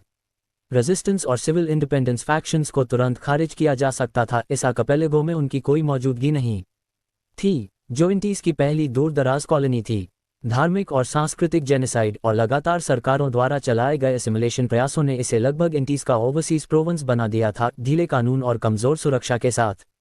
आइलैंडर्स ने अपना मूल विश्वास छोड़ दिया था और अब खुद को इंटीज के सीमावर्ती इलाकों के भेदभावग्रस्त नागरिक मानते थे। ये भेदभाव इंटीज के दक्षिण में रियमियंस और पूर्व में सेवॉइड्स जैसी ही स्थिति का प्रतिबिंब था। वैसे भी त्रिय के नागरिक सभी फॉरेनर्स को तुच्छ समझते थे। हालांकि आइलैंडर्स के खिलाफ उनकी सतर्कता और बढ़ जाती थी, जिन्हें ठगी और गुंडागर्दी के लिए बदनाम माना जाता था। क्या पायरेट व्यापार ने अंदरूनी संघर्ष भड़काया, या सदर्न कॉन्टिनेंट के संगठन जानबूझकर फॉक्सी आर्किपेलागो में गड़बड़ी फैला रहे थे ताकि कॉलोनियल शासन को गिराया जा सके? या फिर कोई महत्वाकांक्षी व्यक्ति किसी ईवल गॉड के रास्ते पर चल रहा है? लूमियन के विचार तेजी से दौड़ रहे थे, तभी उसने कैथेड्रल के पास के एक कमरे से निकलते हुए 2.5 मीटर लंबे हाफ जायंट को देखा, जो काली ट्रेंच कोट और सिल्क टॉप हैट पहने था। हैरान सप्लिकेंट्स और भिखारियों को संबोधित करते हुए उसने आश्वासन दिया, घबराए नहीं, लॉर्ड सबकी रक्षा करेंगे, यहीं रहें, बाहर मत जाएं, दंगा शांत होने का इंतजार करें, कोई खतरा नहीं होगा। Praise the fool. The fool church के विश्वासियों ने दिल पर हाथ रखकर झुकते हुए राहत महसूस की। उनके चेहरे सुकून से भर गए। भिखारियों ने एक दूसरे की ओर देखा, लेकिन कोई बाहर जाने की हिम्मत नहीं कर पाया। ज्यादातर इंटीसियंस के मन में किसी भी चर्च का कैथेड्रल किसी भी सरकार से ज्यादा सुरक्षित शरण था। उसी समय विस्फोट वाले इलाके में सुनहरी धूप उतरती दिखी और उसके साथ कई तेज धमाके हुए, हालांकि पहले जितने जोरदार नहीं। स्पष्ट था कि गवर्नर जनरल्स ऑफिस और दोनों चर्चेस के बियॉन्डर्स असामान्यता से निपट रहे थे। साथ ही लुमियन ने देखा कि चांदनी और तारों से चमकता आसमान अंधेरा होने लगा। मौसम बदले बिना बाहर की सड़क पर हल्का सा काला कोहरा छा गया। कुछ सोचने के बाद हाफ जायंट बिशप की पुकारों को नजरअंदाज करते हुए लुमियन ने द फूल के कैथेड्रल का दरवाजा खोला और बाहर निकल गया। बाहर का तापमान काफी गिर चुका था, त्रिय की शरद ऋतु जैसा। गैस स्ट्रीट लैम्प्स की रोशनी में लुमियन अपने कदम वापस पोर्ट की ओर बढ़ाने लगा। अचानक पास की गली से एक डगमगाती आकृति निकली। पतली शर्ट और पैंट्स में, नंगे पांव, वह आदमी पीला और झुर्रीदार चेहरा लिए था। उसकी आंखों में भूरे से ज्यादा सफेदी थी और लिवर मोर्टिस उसकी खुली त्वचा पर फैला था। ज़ॉम्बी। लुमियन ने भौं उठाए। जैसे ही वह संदिग्ध ज़ॉम्बी एक बूढ़ा आदमी काटिए देश ब्लैक पर्ल्स की ओर लुढ़कता हुआ बढ़ा, उसने आध्यात्मिकता और खून की गंध महसूस की। अचानक लुमियन की ओर मुड़ा और एक अमानवीय आवाज निकाली। लुमियन ने तुरंत लगभग सफेद हो चुका एक क्रिम्सन फायरबॉल बनाया और ज़ॉम्बी की ओर फेंक दिया। गड़गड़ाहट भरे विस्फोट में ज़ॉम्बी का सिर फट गया और शरीर बिखर गया। वह दूसरी बार मारा गया। कोई हरकत नहीं, बस इतना ही। लुमियन को लगा था कि शायद वह किसी ज्यादा खतरनाक अनडेड से टकराएगा। आगे बढ़ते हुए उसने अपने सिर के ऊपर, पीछे, कंधों पर और बगल में 10 से 20 क्रिम्सन फायरबॉल्स बना लिए, जो उसके साथ चलते हुए हवा में टिके रहे। मोड़ मुड़ते ही उसने एक युवा जोड़े को चीखते हुए भागते देखा। उनके पीछे एक ज़ॉम्बी दौड़ रहा था, जिसकी गहरे लाल दिल और सफ़ेद दांतें कई गोलियों के जख्मों से झलक रही थीं। लुमियन द्वारा छोड़ा गया लगभग सफ़ेद क्रिम्सन फायरबॉल जोड़े के पास से गुजरा और पीछा कर रहे ज़ॉम्बी पर फट गया। धमाका। जला हुआ शव चारों ओर बिखर गया, साथ में बची कुची लपटें। रुके हुए युवा जोड़े ने लुमियन को घूरा, जिसके चारों ओर 10 से 20 लगभग सफ़ेद क्रिम्सन फायरबॉल्स तैर रहे थे। उनकी आंखों में भ्रम और अविश्वास था। मौत का इंतजार कर रहे हो? लुमियन ने डांटा। पीछे की गली लो और द फूल के कैथेड्रल में घुस जाओ। ठीक है, युवक और युवती ने तुरंत जवाब दिया, जैसे वे हथियारबंद पुलिस या एडवेंचरर्स के सामने हों। फायरबॉल साफ तौर पर बंदूक से ज्यादा ताकतवर था। जैसे ही वे कैथेड्रल वाली गली में घुसे, लुमियन आग के दूत जैसा दिखता हुआ मध्यम गति से पोर्ट की और बढ़ता रहा। रास्ते में उसने और भी कई लोगों को बाज ओपन एयर मार्केट्स और दूसरी जगहों से निकलते देखा, जो ज़ॉम्बी से सामना कर चुके थे। लुमियन ने कुछ नहीं कहा। उसने अपने आसपास के क्रिम्सन, लगभग सफ़ेद फायरबॉल से उनकी मदद की और ज़ॉम्बीज़ को खत्म किया। फिर उन्हें पास के कैथेड्रल में छिपने का निर्देश दिया। ज़ॉम्बीज़ का पीछा और फायरबॉल्स की धमकी उसके शब्दों को प्रभावी बना रही थी। किसी ने अपनी मर्जी से जाने की जिद नहीं की। अगर किसी ने की भी, तो लुमियन को परवाह नहीं थी। कई ऐसे ही टकरावों के बाद लुमियन ने एक पैटर्न पहचाना। ये ज़ॉम्बीज़ जीवितों से नहीं उठे थे, वे पहले से मरे हुए थे। पोर्ट फरिम के सारे मृत किसी अज्ञात कारण से उठ खड़े हुए थे। ये ज़ॉम्बीज़ स्वाभाविक रूप से विस्फोट स्थल की ओर बढ़ते थे, लेकिन रास्ते में अगर जीवित लोग मिलते तो मांस और आध्यात्मिकता से आकर्षित होकर उनका पीछा करते, मारते और नोचते। ये समझकर लुमियन ने राहगीरों को दूर के कैथीड्रल्स में भेजना बंद कर दिया। इसके बजाय उसने उन्हें हॉस्पिटल्स, ग्रेवयार्ड्स और ऐसी जगहों से दूर रहने को कहा और 2-3 घंटे तक भीड़ भाड़ वाले बार्स, डांस हॉल्स या उन घरों में रुकने की सलाह दी जहां हाल में कोई मौत नहीं हुई थी। कई रुकावटों और आगे बढ़ने के बाद लुमियन वापस पोर्ट पहुंचा और फ्लाइंग बर्ड पर चढ़ गया। उसने क्रिम्सन, लगभग सफ़ेद फायरबॉल्स छोड़ते रहना जारी रखा जब तक कि सिर्फ 2 नहीं बचे। फिलिप जहाज की रेलिंग से टिके गवर्नर जनरल्स ऑफिस की ओर देख रहा था। क्या हुआ? उसने लुमियन से पूछा। मुझे क्या पता, लुमियन ने हंसते हुए जवाब दिया। फिलिप ने तुरंत विषय बदल दिया। क्या तुम्हें कोई असामान्यता मिली? तभी लुमियन ने संक्षेप में विस्फोट और लाशों के अचानक उठ खड़े होने की बात बताई। Zombie summoning. फिलिप ने बुदबुदाया, भौहें सिकोड़ते हुए। लुमियन के जवाब का इंतजार किए बिना उसने आह भरी। पहले दिन यात्रा आसान रही। दूसरे दिन बोन स्प्लिटर मिला। तीसरे दिन दोपहर में डेथ नेविगेटर्स ने हमला किया। रात को, या यूं कहें चौथे दिन की शुरुआत में, पोर्ट फरिम में ज़ॉम्बी कैलेमिटी, और हमें पोर्ट सैंटा पहुंचने में अभी 6 दिन बाकी हैं। लुमियन को हल्का सा अपराध बोध हुआ। सिद्धांत रूप में आपदाओं को आकर्षित करने या उनसे आकर्षित होने की उसकी प्रवृत्ति इतनी बार नहीं होनी चाहिए थी। त्रिय में रहते हुए उसे हर दिन कोई मिस्टिसिज्म घटना नहीं मिलती थी। अगर ऐसा होता तो 007 ओवरवर्क से मर चुका होता। यात्रा में 1-2 कैलेमिटी समझ में आती हैं, लेकिन डाडल्स डिरेंजमेंट को मिलाकर ये सचमुच रोज की बात है। क्या कोई अशुद्ध सत्ता मेरा पीछा कर रही है? क्या वही कारण है, ट्रिगर है या संयोग? और क्या असल में मैंने सिर्फ एक ही कैलेमिटी का सामना किया है? लुमियन जितना सोचता गया उतना ही उसे मैडम मैजिशियन से संपर्क करने की इच्छा हुई, ये जानने के लिए कि इतनी बार कैलेमिटीज होने के पीछे कोई गहरा कारण तो नहीं। शायद ज़ॉम्बी कैलेमिटी जहाज पर हुई शुरुआती गड़बड़ी से जुड़ी थी। जब हम फ्लाइंग बर्ड छोड़ देंगे तो आगे की यात्रा शांत हो सकती है, लूमियन ने यूं ही फिलिप को दिलासा दिया। खुद उसे भी अपने शब्दों पर ज्यादा भरोसा नहीं था। उम्मीद है। फिलिप ने हल्का सा हाथ फैलाया और श्रद्धा से प्रार्थना की। Praise the sun. लूमियन धीरे धीरे फर्स्ट क्लास कैबिन की ओर लौटा। वह जहाज की रेलिंग पर रुका और पोर्ट फरिम को देखता रहा। फॉक्सी आर्किपेलागो में पायरेट गतिविधियों को अधिकारियों की मौन स्वीकृति ने अव्यवस्था और अपराध को जन्म दिया था। लेकिन इससे बियॉन्डर्स की संख्या भी आम एंटीसियन शहरों से ज्यादा हो गई थी। उन्होंने तेजी से संगठित होकर स्ट्रीट से ज़ॉम्बीज हटाए, नागरिकों और पर्यटकों की हानि कम रखी। क्या पायरेट्स और एडवेंचरर्स ने इस अराजकता का फायदा उठाकर अपराध किए या बदला लिया, ये साफ नहीं था। आधे घंटे से कम समय में विस्फोट स्थल के पास का हंगामा शांत हो गया। आधिकारिक बियॉन्डर्स दूसरे इलाकों की गड़बड़ियों से निपटने चले गए। बहुत अच्छा, कुछ बड़ा नहीं हुआ, उन्होंने समय रहते काबू पा लिया, फिलिप ने राहत से कहा। तुम ऐसा कह सकते हो, मैं नहीं, लूमियन ने खुद पर हंसी उड़ाई। तभी फिलिप को सामान्य बातचीत की फुर्सत मिली। क्या तुम फरिम में पीने गए थे? हाँ, लूमियन मुस्कुराया, और मुझे एक कमीशन भी मिला। कौन सा कमीशन? फिलिप ने यूं ही पूछा। एक पायरेट का शिकार, बैरोनेट ब्लैक। लूमियन ने कुछ नहीं छिपाया। फिलिप की आंखें सिकुड़ गईं। क्या तुम्हें यकीन है कि तुम बैरोनेट ब्लैक से ज्यादा ताकतवर हो? उसके पास जहाज है और 100 से ज्यादा लोग हैं। और अगर तुम उसे मार भी दो तो किंग ऑफ डस्क के बदले से नहीं डरते। वह मैरिटाइम किंग्स में से एक है। सिर्फ कमीशन स्वीकार करने का मतलब यह नहीं कि मैं उसे जरूर पूरा करूंगा। मुझे ये भी नहीं पता कि ब्लैक बैरोनेट क्लास खिच्ची कहाँ मिलेगा। यही उसका नाम है ना? लूमियन को किंग ऑफ डस्क के संभावित प्रतिशोध की चिंता नहीं थी। उससे निपटने के इच्छुक एक से ज्यादा सेंट्स थे। फिलिप ने लुई बेरी के बेफिक्र रवैये को देखा और समझ गया कि उसने मिशन स्वीकार तो किया है, लेकिन तभी आगे बढ़ेगा जब सफलता की संभावना होगी। इसलिए उसने ज्यादा जोर नहीं दिया। अगली सुबह नाश्ता खत्म करते समय एक सेलर ने फिलिप को बताया, गवर्नर जनरल्स ऑफिस ने पोर्ट को अस्थायी रूप से बंद करने का आदेश दिया है और सभी जहाज़ों को रवाना होने से रोका गया है। फिलिप ने खड़े होने की इच्छा दबाई और गहरी आवाज में पूछा, पोर्ट पर सैनिक क्या कर रहे हैं? एक एक जहाज की तलाशी, सेलर ने ईमानदारी से जवाब दिया। फर्स्ट क्लास कैबिन के रूम 5 में लूमियन ने देखा कि सेना हार्बर में घुस चुकी है और वह जेना और फ्रैंकर को पत्र लिखता रहा। फॉक्सी आर्किपेलागो के सेंट टिक आइलैंड की राजधानी पोर्ट फरिम में कुछ हुआ लगता है। उस व्यक्ति से पूछना और देखना कि क्या उसे असली स्थिति पता है। ये कहते हुए लूमियन ने दायां हाथ उठाकर सीने पर 4 बार थपथपाया, ऊपर नीचे बाएं दाएं, मिस्टर के की तरह। उसने सहानुभूति से फुसफुसाया, बेचारा 007। 520 demon warlock 3 Cartier de la cathedrale commemorative 9 rue ओरसाई apartment 702। फ्रैंका स्वाभाविक रूप से जागी और आलस से बिस्तर से उठी। उसका दिन सरल था, टोस्ट लेना और भारी लंच का इंतजार करना। हाल में मिरर पीपल से जुड़ी कोई सुराग न मिलने से उसके दिन आरामदेह थे। हेवेंस को धन्यवाद, अर्थ को धन्यवाद, मिस्टर फूल को धन्यवाद। लूमियन, वह अपशकुन प्रिय छोड़ चुका है, फ्रैंका ने खाने से पहले की प्रार्थना में बुदबुदाया। दूध की चुस्की लेते हुए जेना लौटी और कॉफी टेबल की ओर इशारा किया। रैबिट चेसल आज सुबह एक पत्र दे गया। लूमियन का है पत्र? फ्रैंकर की आंखें सिकुड़ गईं, उसका ढीला शरीर तंग गया। डाडल्स डिरेंजमेंट का स्रोत अब भी आजाद था।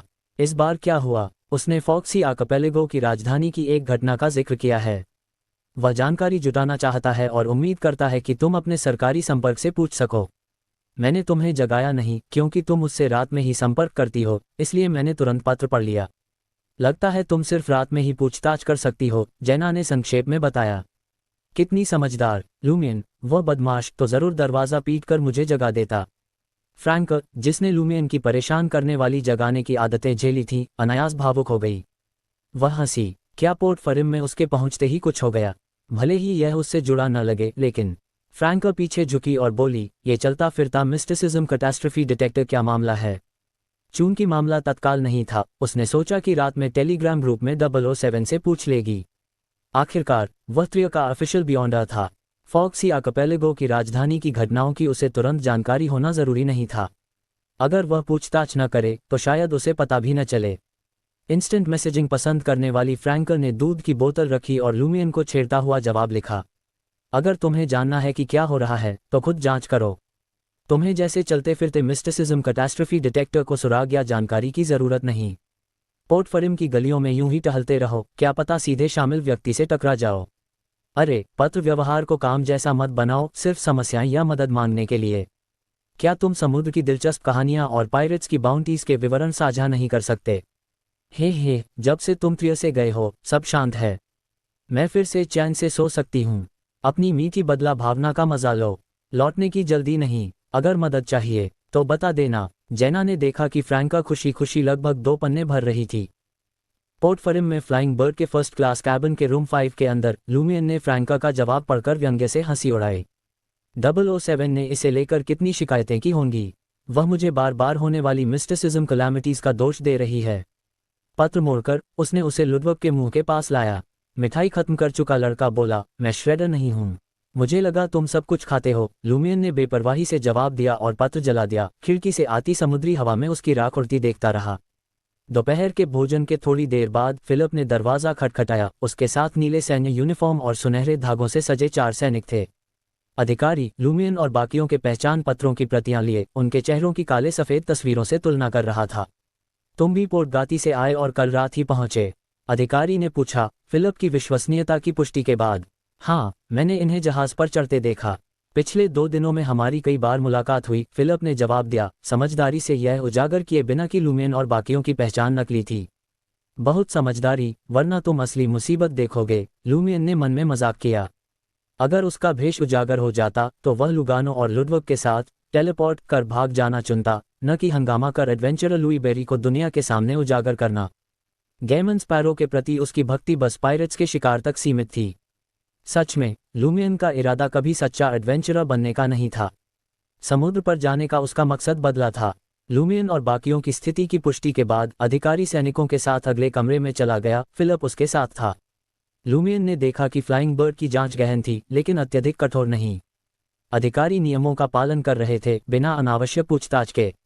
ये तर्कसंगत था। काटिए देश ब्लैक पर्ल्स का विस्फोट और लाशों की असामान्यता रातों रात नहीं हो सकती थी। भले ही वह दुर्घटना हो, वह कुछ समय से पनप रही थी। इतने बड़े प्रभाव का मतलब था लंबा विकास। जब तक कोई डेमीगॉड शामिल न हो, साधारण अधिकारी डेमीगॉड से जुड़ी चीज़ों का सुराग नहीं पा सकते थे। इसका मतलब था कि फ्लाइंग बर्ड, जो कल रात ही पोर्ट फरिम पहुंचा था, शायद घटना से जुड़ा नहीं था। ध्यान यात्रियों की पहचान जांचने पर था। यह संभावना जरूर सोची गई कि कोई डेमीगॉड घायल होकर भाग न सका हो, इसलिए व्यापक जांच जरूरी थी, लेकिन फ्लाइंग बर्ड पर कोई संदिग्ध हताहत नहीं थे। करीब 2 घंटे बाद अधिकारी 20 से 30 सैनिकों के साथ उतर गए। लूमियन, जो अब डेक पर था, फिलिप के पास गया और पूछा, कल रात क्या हुआ? फिलिप ने इधर उधर देखा और आवाज़ धीमी की।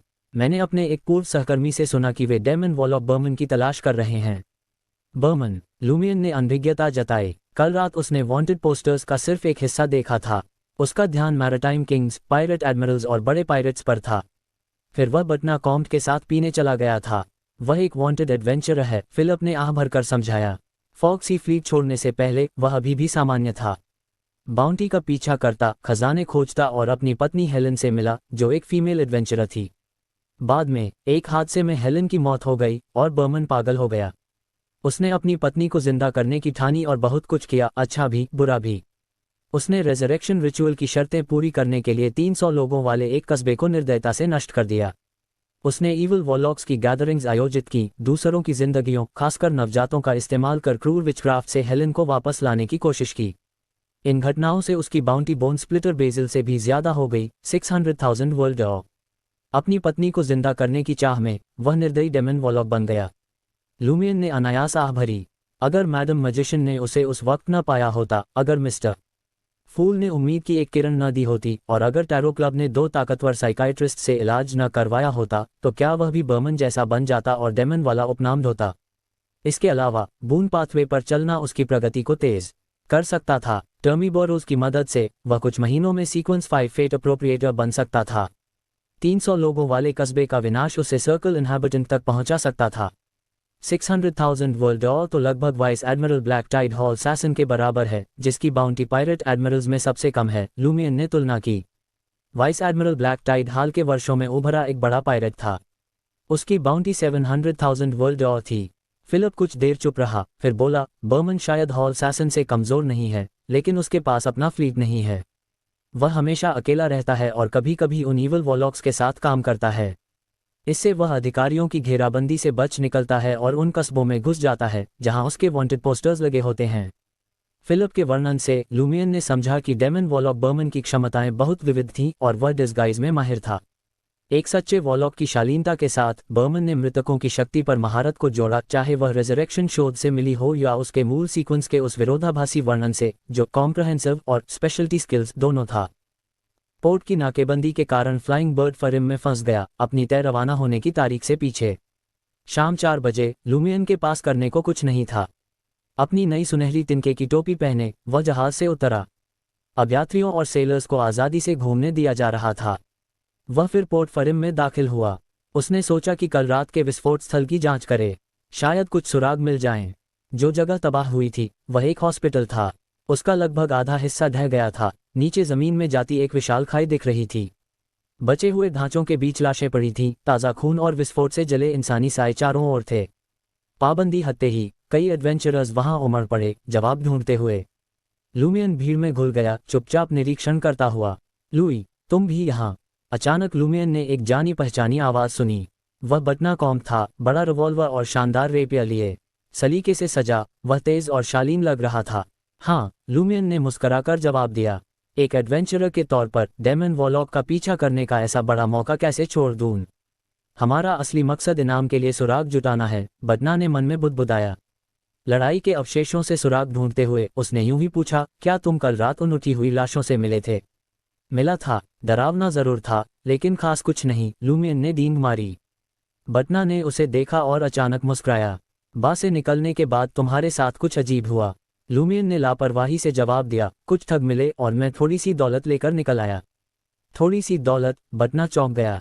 उसे अचानक लुई बेरी के बा वाले काम और उसके शब्द याद आए। शायद उन्हें लगे कि मैं आसान शिकार हूं। दोस्तों, अगर आपको यह वीडियो पसंद आई है तो वीडियो को लाइक करें और नेक्स्ट पार्ट के लिए कमेंट कर देना और नोवेल एडिट चैनल को सब्सक्राइब कर लेना। Thank you.